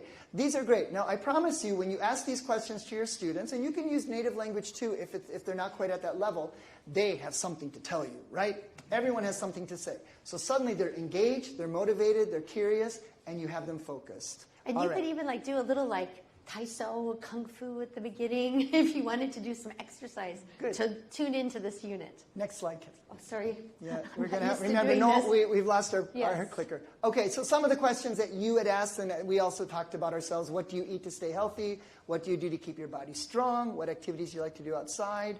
What do people in your family do to stay healthy? These are types of questions that we really want to use to engage our students. And I wanted to mention, these questions ask for many possible answers. Some questions are yes, no questions. So you can think about, do you want a yes or no answer, or do you want a question that has many possible answers?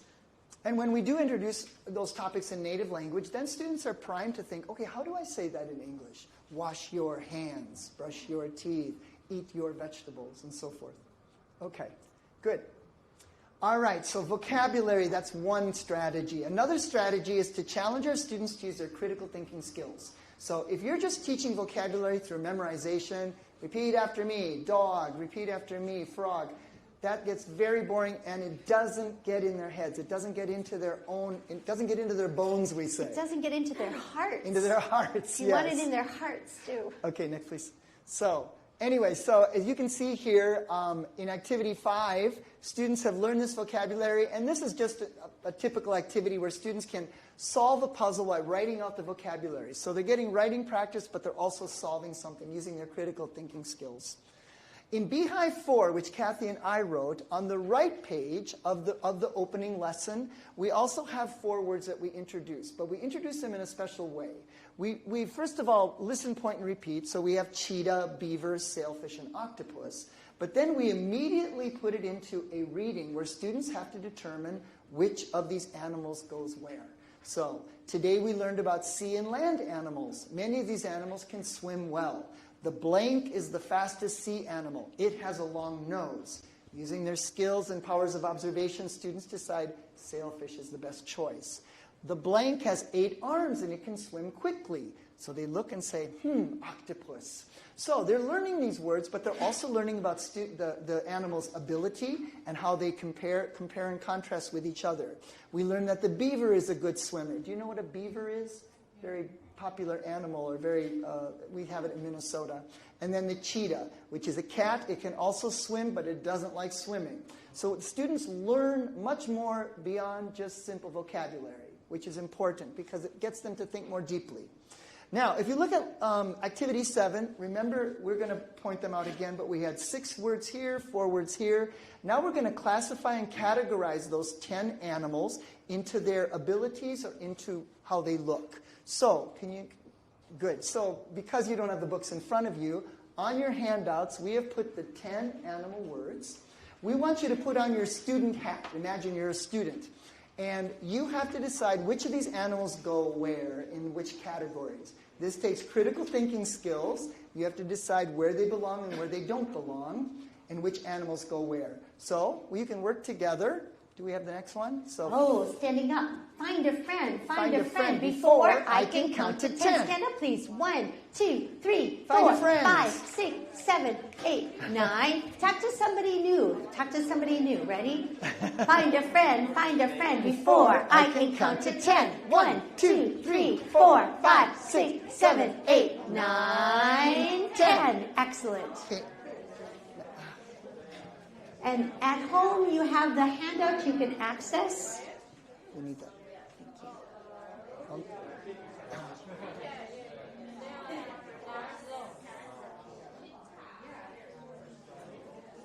Imagine your students learning these for the first time.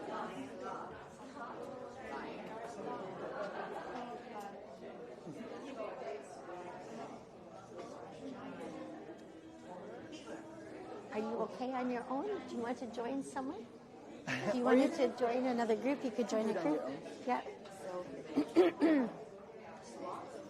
Just use the words from here. Yeah, good. Only one animal per line. Yeah.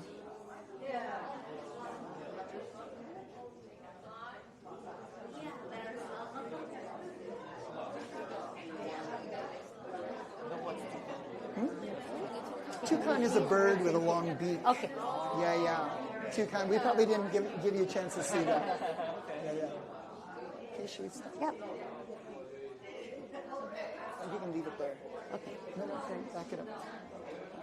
When I say peace, you say quiet. Peace and quiet. When I say peace, you say quiet. Peace and quiet. And then we look around. We know that maybe you're not all quite finished. Yeah, and that's okay. Of course, you would wait until your class is finished, and you as a teacher would walk around and help. You know, this is what's so great about these activities. Everyone's working together, everyone's collaborating, and you're walking around and monitoring. How are the students doing? Okay. Yeah, it's a great way to listen to individual students because everybody is working. You can go to different groups and listen at that moment. So for the sake of hearing your answers, they are cats. What two animals did you place here? Lion and cheetah. Very good. They are slow. Which animals? Good morning. Best? Sorry, Siri's back. Giant tortoise. And what else?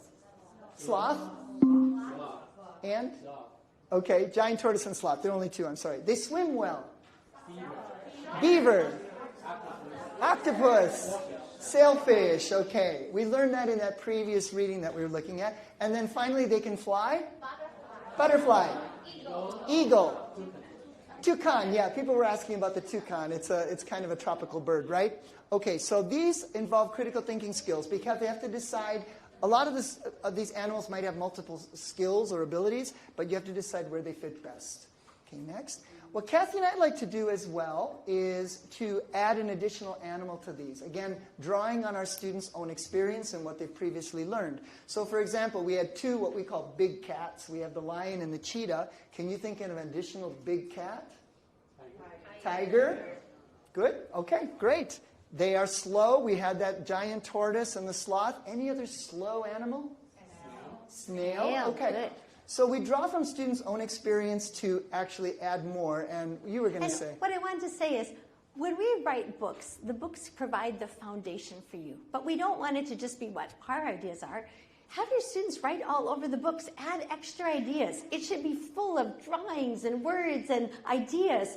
Because then when they look back, it's like, wow, you came up with so many great things. That's what we want to see happening in your books. And then when they leave for the class, say, tomorrow when you come back, tell us what animals you saw or what animals you found in magazines or in books. Exactly. Okay, good. Nice job, everyone. Thank you. Okay. 4, 3, 2, 1. Hooray for all the things we've done. 4, 3, 2, 1. Hooray for all the things we've done. Excellent. Okay, good. So, another strategy to learn vocabulary successfully and joyfully is to let students use what they have learned in conversation with their classmates. What we always want to do is to take language, which is kind of academic, and make it real. Put it into their own lives. And take it out of the book, right? Take it out of the book. So, we always do that at the end of the lesson, make sure that students have a chance to use the target language. You can see these are the phrases that they've learned in the vocabulary. And we talk about what they remember to do or forget to do. So, oh, I forget to drink water at school sometimes, but I always remember to wash my hands. So kids can talk about those habits, And right? I love this phrase, me too. Kids love it when they can agree, oh, me too, I do that too. It makes connections in the class. And Team Up always gets the students to talk about the language they've learned in a real way. Make healthy living reminders, perfect opportunity for students to think about what they should remember to do. Okay. Exactly. Grammar is next. Grammar is a huge building block. We talked about it in the first workshop. How can we teach grammar successfully and even more importantly, joyfully? How can we do that? We've already talked about how we can present grammar in a way that meaning comes before structure. We'll show you one more example here. So here's an example. What we're looking at is we're talking about how often questions, and they are in the second person. How often do you, present tense, how often do you do things? So we put it into a little story that's illustrated so meaning is clear. So Omar says, oh, I'm tired. Okay, I'll be the girls. You be the girls, Kath. How often do you go to bed early? I go to bed early every night. But Omar, how often do you go to sleep early? Well, I read in bed every night, so... Everybody. Oh, Omar. Oh, Omar. Okay. But that's look at the way she's standing. Oh, Omar. It's a very good habit, though, reading in bed, I think. Anyway, how often questions? Also, we have these frequency phrases every day, twice a day, and so forth. We're teaching both of those things. Imagine students have not been exposed to this, but this is their first opportunity to see it used. Then we go to structured practice after they understand the meaning. Okay? On the second page, we introduce a new grammar form. Notice always the building blocks. So this is how often questions in the second person. This is how often in the third person. How often does he? How often does she? So again, to use critical thinking skills, we created a chart. And we want you to have a look at this. You have this chart in your handout too, so you can see it up close. You can have or you can look up here. So this is Amy, and Amy has, we focus on 4 things she does. Her time that she gets up, the activities that she does, the snacks that she eats, and when she goes to bed. We also have it Monday through Sunday. So students look at the chart, and then they have to decide if these sentences are true or not. Okay? So just have a quick look at the chart. Look at Amy's chart. Amy gets up early every day. Is that true or false? All right, good thinking. We can see that Amy does not get up early on Saturday and Sunday, okay? And she does exercise 4 times a week. True or false? That is true. And then we can talk about the exercises that she does. What does she do on Monday? She swims. What does she do on Wednesday? She plays baseball and so forth. So we're expanding on the vocabulary. Then later we can have students actually work together to answer these questions, how often questions. So critical thinking activities to make grammar challenging. Okay? Another thing that we do in Beehive that I absolutely love for the upper levels, which is level 4, 5, and 6, excuse me, is to introduce the grammar in a reading. By the time your students are in level 4, they can read some very more complex passages. And then we can introduce the grammar through a reading. We don't need illustrations. We can just have them read it and comprehend it. So can you have the next one, Kathleen? Yes, sorry. We are going to be looking at superlative adjectives. Tall, taller, tallest is a superlative adjective. Beautiful, more beautiful, the most beautiful. Now, before we go into structure, we introduce a reading. So we're going to do this reading and see if you as a student can grasp what we're talking about. So 5 grassland animals were talking. I'm the tallest animal in the world, said the giraffe. Yes, but I'm the longest animal, said the snake.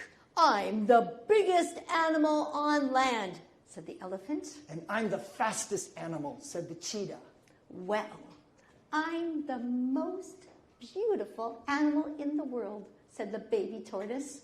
My mom told me, and like all moms, she was right.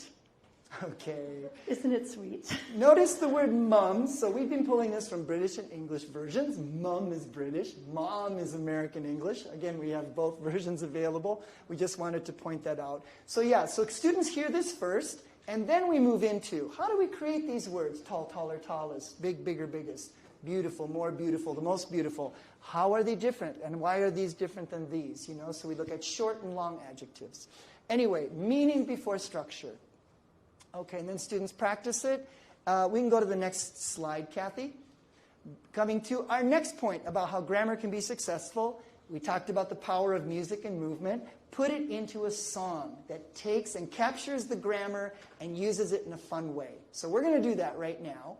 This particular example is from level 4 that we wrote. We're looking at comparative and superlative adverbs. That sounds very deep and academic, but it's just basically talking about jump high, jump higher, jump the highest, run fast, run faster, run the fastest. It's talking about verbs and followed by an adverb, and the adverb can be comparative or superlative. Excuse me. So once students have studied this, we take them home with a song. This is called Harry the Kangaroo. Harry uses comparative and superlative adverbs in this song, in a simple song. So we're going to play that for you. Are we going to all stand up? Should we? Or, yeah, I guess we have to. I think you should all stand up with us. Okay, we're going to do the Harry song together, And Harry the Kangaroo. We've got Harry with us today. Might be Harriet because there's a baby here. So we're going to do, so this side is going to be me. I'm going to be the first line. I'm going to say, for example, George jumps higher than Fred, like that. And you're going to say... And if you don't want to jump, you have to just kind of fake it. Oh, you can jump. And jumps higher than Sue. Okay.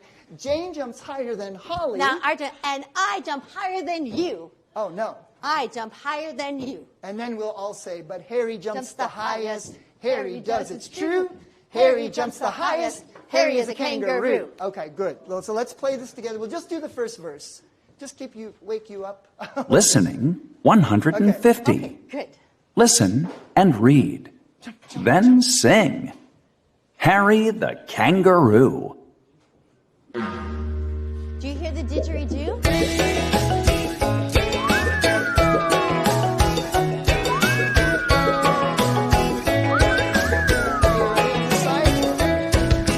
George jumps higher than Fred and jumps higher than Sue. Jane jumps higher than Holly and I jump higher than you. Oh, it's really high. But Harry jumps the highest. Harry does, it's true. Yes, Harry jumps the highest. Harry is a kangaroo. You can change it. It moves on to swim, and we had to use the verb swim.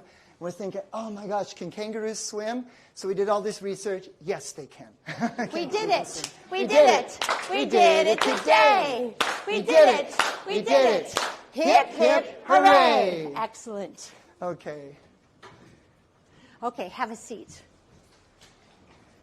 So we talked about emotional self-regulation and well-being. Maybe you've heard of the term social emotional learning. So in our course, we deal with these topics. And we If you think it could be serious, ask me to call emergency services or someone you trust. Siri, she just wants to be in our class. Maybe we have to turn off the internet, right? Can we turn off the internet? Or not? Okay, let's do that. All right. So we have these stories, and we mentioned the story about the 4 animals before and how they work together. We always have, oh my goodness, it just disappeared. We always have these beautiful stories that have messages. At the school I worked at in Tokyo, we always wanted our students to live these messages every day. So each time we added a new idea, we asked them to do that throughout the week. Are you helping someone? Are you being kind? Okay, there we go. Good. Okay, Chuck, Okay, this is you. so how many of you have experienced a student in your class with low self-esteem? Someone who feels everyone's better than me. Yeah, right? So perhaps we've even experienced that personally as children. And maybe they don't say it, but you see it. It's like in their body language. We see them coming in. Maybe they don't want to engage. We need to be aware of all of our students' needs. So we're looking at, so in this particular story, we decided to introduce that value of being, believing in yourself and in your own abilities. And so this little boy comes to visit his grandfather and says, I didn't have a good day at school because everyone can run faster than me. Notice the grammar, run faster. And then the father says, oh, I see. The grandfather says, let me tell you a story. And goes on to tell the story about the lion and the mouse. It's a fable by Aesop, right? Where the lion is captured and the mouse, the tiny little mouse, actually has the ability to save the lion. So today you were stronger than me. So the little boy hears this and says, oh, okay, I'm good at using computers, but my friend isn't. I know what I can do. So we answer by saying, I know what I'm going to do. And then the students have to say, well, what is he going to do? Well, he's going to go home, back to school, and he's going to help his friend. Even though his friend can run faster, he's better at computers. So, and I think these graphic novels, graphic stories are really great for kids. Absolutely. Yeah, and they're really a lot of fun. Next one there, Kathy. Yeah. So after they've done that, we always have comprehension activities because it's very important that we know that the students understand the story. But then we go back to think, feel, and grow. So we want to make sure that students have a chance to think about what the story means. So which boy is like the mouse? Which boy is like the lion? So from the little boy in the class, who does he represent? He represents the mouse. And what does he learn from his grandpa's story? So the kids can talk about this in L1 in their native language, or if they're strong enough, they can discuss it in English. Okay? That's think, feel, grow. Okay, I'm looking at time. We have maybe 5 minutes. So we talked about intercultural competence. Remember, I talked about spinning the globe and helping our students. We plant those seeds of wanting to be global citizens. So can we develop the skills of listening, speaking, reading, writing, and video viewing successfully and joyfully? And that's when we compare and contrast information from two different cultures.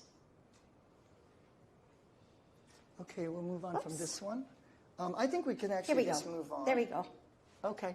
All right, so we have basically, this is an exercise focus from Brazil. And we just wanted to point out that this is listening and speaking, followed by a video, which we've looked at the Vietnam one. I'm wondering if we should just move on. That's okay. Okay. So again, videos are used throughout the series. And again, the language is building up as the students develop their language abilities. So we won't watch the video? No, we won't. Okay. Sorry. Okay.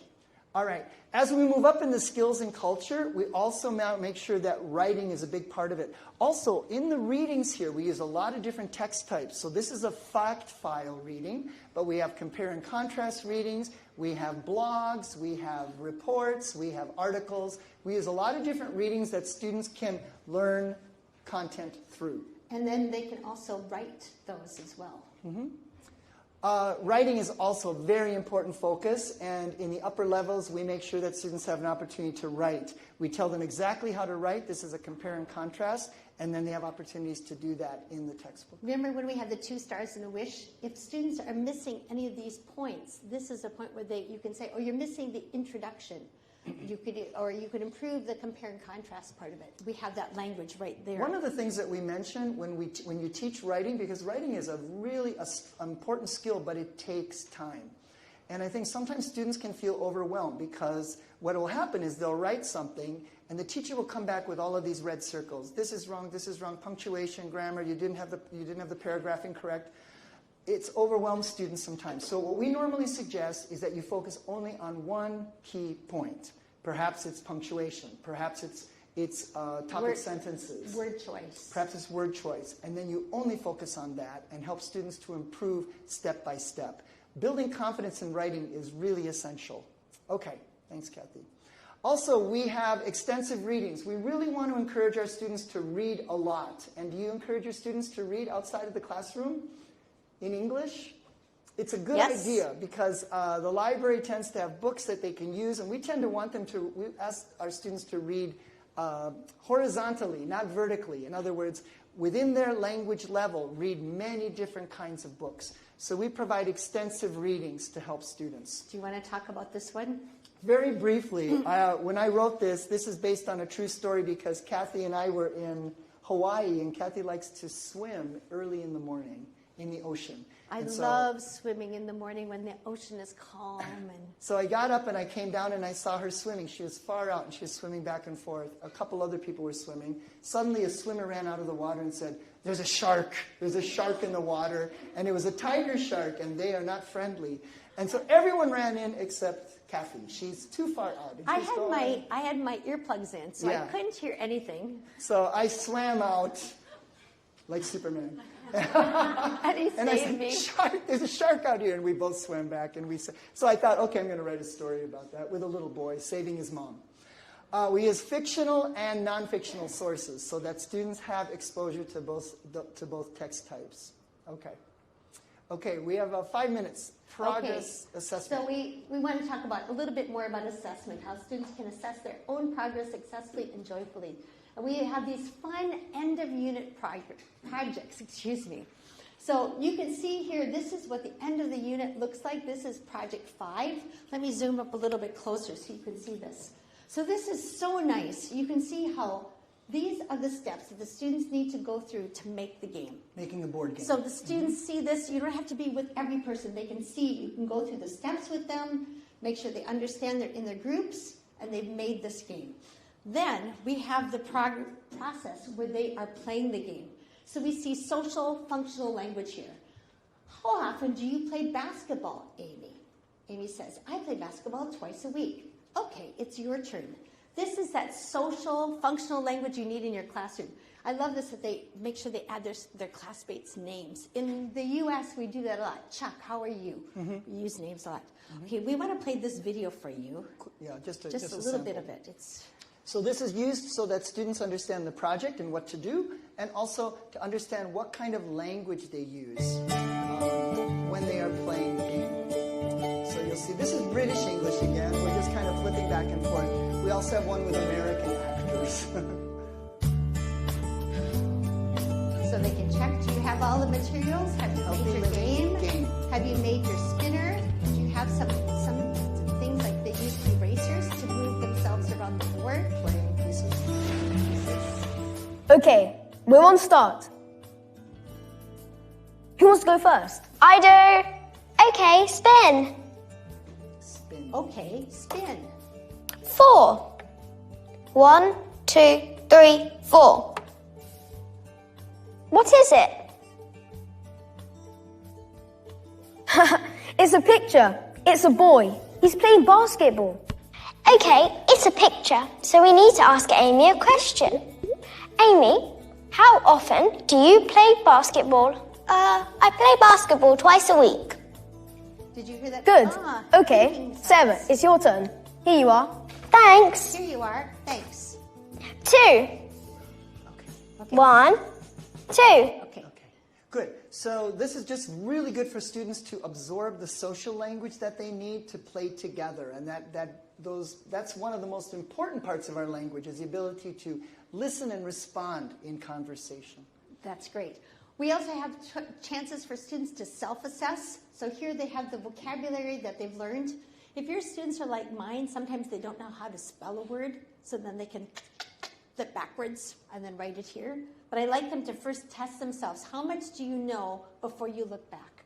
And then the choice board, we mentioned that earlier. Students can choose 2 activities to demonstrate their knowledge, understanding, and skills. Some of the activities are done by themselves. Some activities are done with a friend.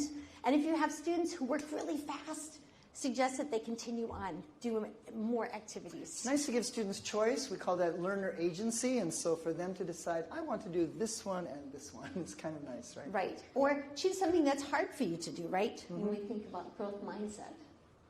Okay, so what are some of the strategies that we've discussed today in this second half for creating a successful and joyful classroom using vocabulary, grammar, emotional self-regulation, 4 skills, and personal assessment? Yeah, next, Kathy.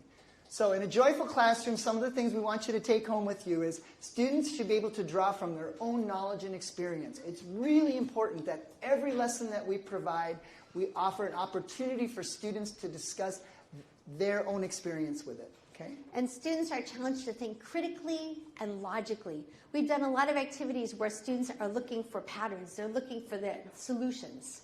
Students are encouraged to think creatively and confidently. We put confidence with creativity.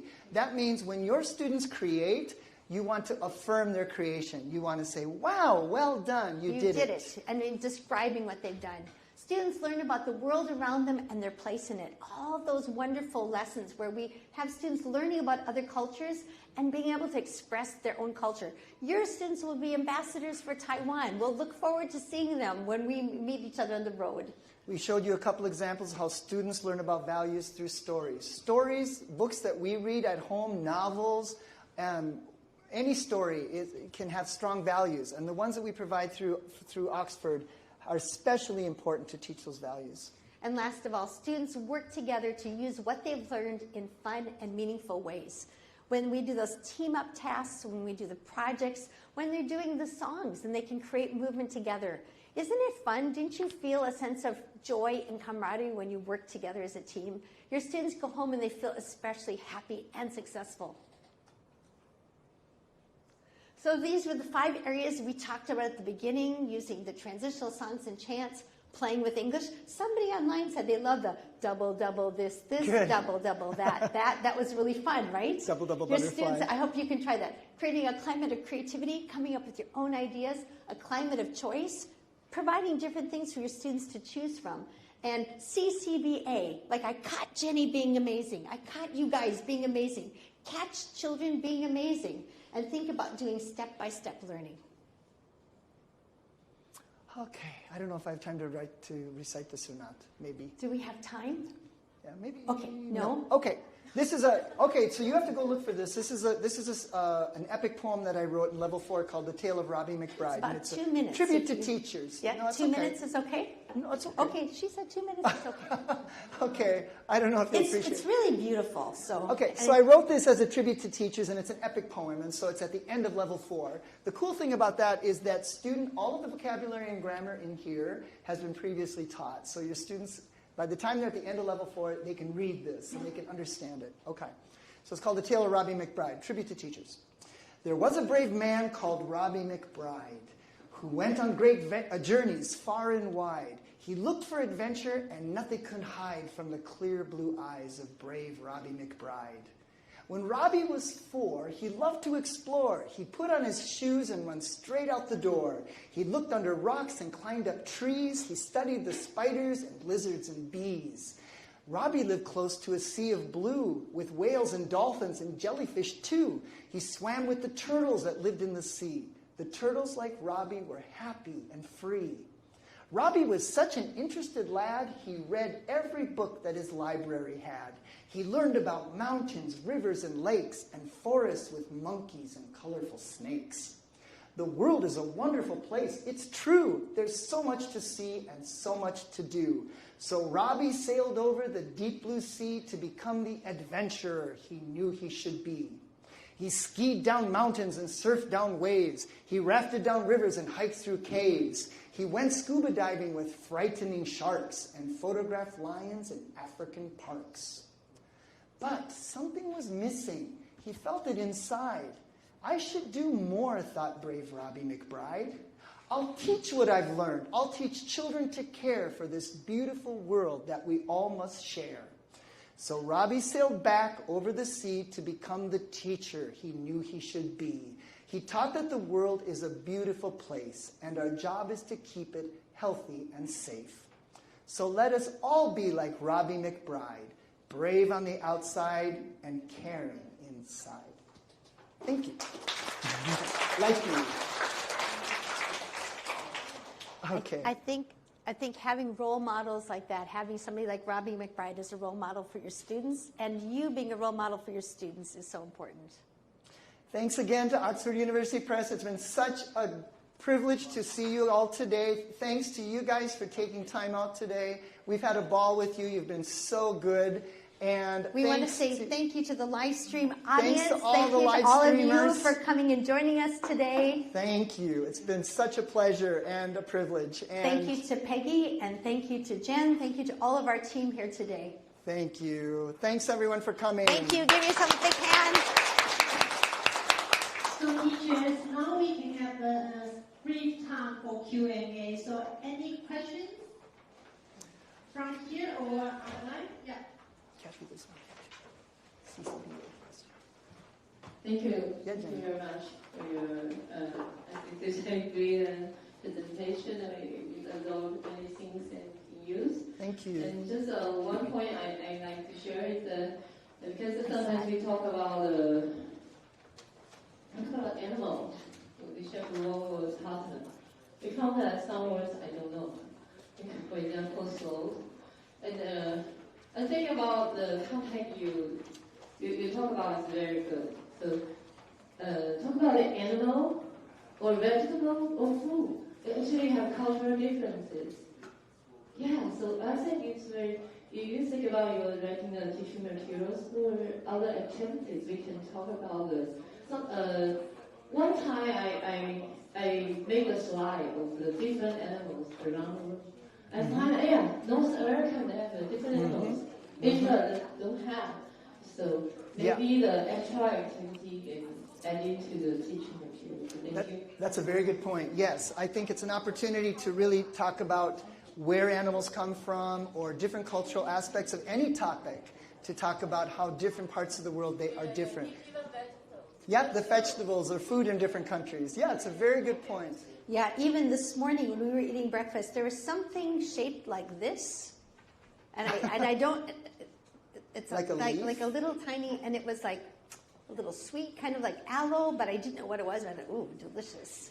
So we have an online question. Somebody wrote, I love the idea of CCBA, but how do you capture the moments without disturbing the flow of the class? So when I talk about CCBA, it's all the things that we're doing in our class. Like, for example, you guys over here, you launched into We Did It. So thank you for noticing that you've celebrated something special. Usually it's like visible learning. Like, we acknowledge what it is good that the students are doing. It's part of that class. So, for example, if you're making the movements for like the beach. Oh, your class, your group did all 4 movements. You worked together well. Great job, CCBA. So I'm watching them do those things. And I'm usually taking pictures. So I have my phone out, snap, snap, snap, snap, snap, taking those pictures. But I often describe the great things that are happening, and that helps all the students to improve their learning. Mm-hmm. Are there any other questions? Yes. I can shout out, okay, I'm live. Okay, you're a teacher, yeah. Yeah, so thank you for sharing all that kind of methods, but I do want to know if there's any way or magic to deal with the troublemakers in class. Because we behave today, we did, and most of the time, they're off, so, yeah. So I think you need to find out, like, to be honest, I don't have many troublemakers in my class. I think what happens is if you keep them engaged, I think that's one thing that really helps. Like, think about the pacing in your class. Like, standing up, sitting down. Working with one person they know, working with someone different. Like, always thinking ahead to your transitions to keep them moving in the class. I did have a student once who wanted to hit other children, so I had to talk to the parents about that because that was not safe in my classroom. And so we had to deal with that. But I think you need to be aware, like, for some kids, maybe the lighting, like sometimes the lights are too much for some kids. Like, it's overstimulating, or the temperature can be too warm for kids or too cold. So being aware of those different things, it's sometimes trial and error. If you turn off the lights and you see, oh, that's really calming for my kids, or you, like I said, you need to create the weather in your classroom. If it's too noisy, and do the butterfly wings, do that. Do any of you have any things that you do with students who you're having challenges with? I think the CCBA is good with those particular students. If you could catch them doing something that actually was really good. Wow, this is impressive. You did this today. And then they may look at themselves differently. Like, oh, okay, I guess I can be that kind of student, right? And that's a really great point, Chuck. And sometimes it's even like, do you remember when I showed you the thing of outside the door, like when we greet? Sometimes in that first moment when you meet that child, you might have a little agreement like, today, let's try really hard or listen really well, depending on what the behavior is that you're seeing. Mm-hmm. But thank you for being such well-mannered students today. We really appreciate that. But we do understand that, yes. And I think motivation is a big thing. And if students feel motivated to learn, if there's exciting, interesting content, then it tends to take care of itself. But there's always the outlier. There's always 1 or 2 kids who maybe take advantage of that. One other point I want to make. When I was in teacher training, they often said, don't smile until Thanksgiving. So the point is that we should make sure that we really maintain order first. And I think part of it is really setting those structures in place, first of all, so the kids know this is what happens in your class. You have your greeting, you have your warm-up, you have time in the book, like you have those structures, and then you have the variety within it. So once you have that in place, and then hopefully the students are following with you on that. You have our blog, and you can contact us on, this is our contact information. So if you want to snap a picture of this, I have actually 2 Instagram accounts. We have Pinterest, we have Spotify, we have YouTube, we have Facebook. If you contact me on Facebook, please send me a message. Peggy, do you have this you want to talk about? Are there any other questions? Yeah, I'd like to share that with you. First of all, to make your class interesting. Second, you can observe if the student wants to be great, you can let him do, maybe he or her, to help you do something. Give them That's some true, responsibility. having student helpers. Yeah, that can help. Yeah, That's student very helper, good that's point. a great idea. Thank you. Yeah, so now we are going to conduct a lucky draw. So thanks to all the teachers who joined us today. So please complete your feedback form. The form is in your welcome bag, and hand it to our event staff to enter the lucky draw. And in the meantime, I would like to remind you that if you would like to give a try for the classroom presentation tool or review the online resources, please register for our Oxford English Hub free trial. Thank you for the live stream class live stream. Okay. So while our teachers here are finishing their surveys, we want to say thank you to all of you on live stream. I know that you're coming from Indonesia, Japan, all over Taiwan. I don't know if I missed Korea. We really appreciate that you come to join us today. We had a very fun party here today in person, but we know that all of you couldn't be here with us today. So we want to say thank you. Chuck and I both want to say thank you to you for joining us. Thank you. And then we want to mention also that there is an Oxford Day online. That'll be coming up in November 23rd. So please feel free to take advantage of this. Oxford does an amazing job of keeping you informed as teachers. We have a lot of, like I said, research papers, position papers, but also teachers who are working in the field and sharing information with you. So we want to make sure that you have up-to-date information. You have really great materials. Peggy mentioned about the online resources that you can access those. I use the teacher presentation tool with my online students. So I'm in Minnesota Friday night. My students are in Tokyo Saturday morning, and I flip up my teacher presentation tool. And that tool is so awesome because all the answers can be popped in. So when we look in the book, all the answers are there. You can use like pens to circle things. I don't have it up right now for you to see, but it is really an awesome tool. You can use flashcards, you can use games. There's so much available to you. And your students, I have my students with the hard copy books, but then when I show it on Zoom, it's just, oh my gosh, it has saved me so much time. So I ask you, please take advantage of it. Look at those materials. Okay.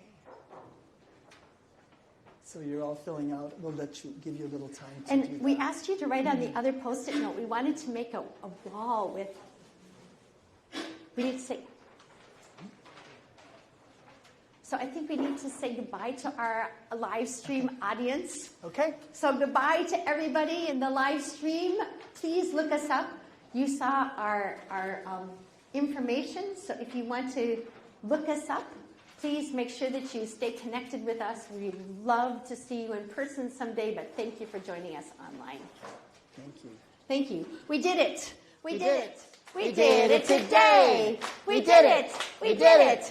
Hip, hip, hooray! Thanks, Thank you, everybody. Have a good afternoon.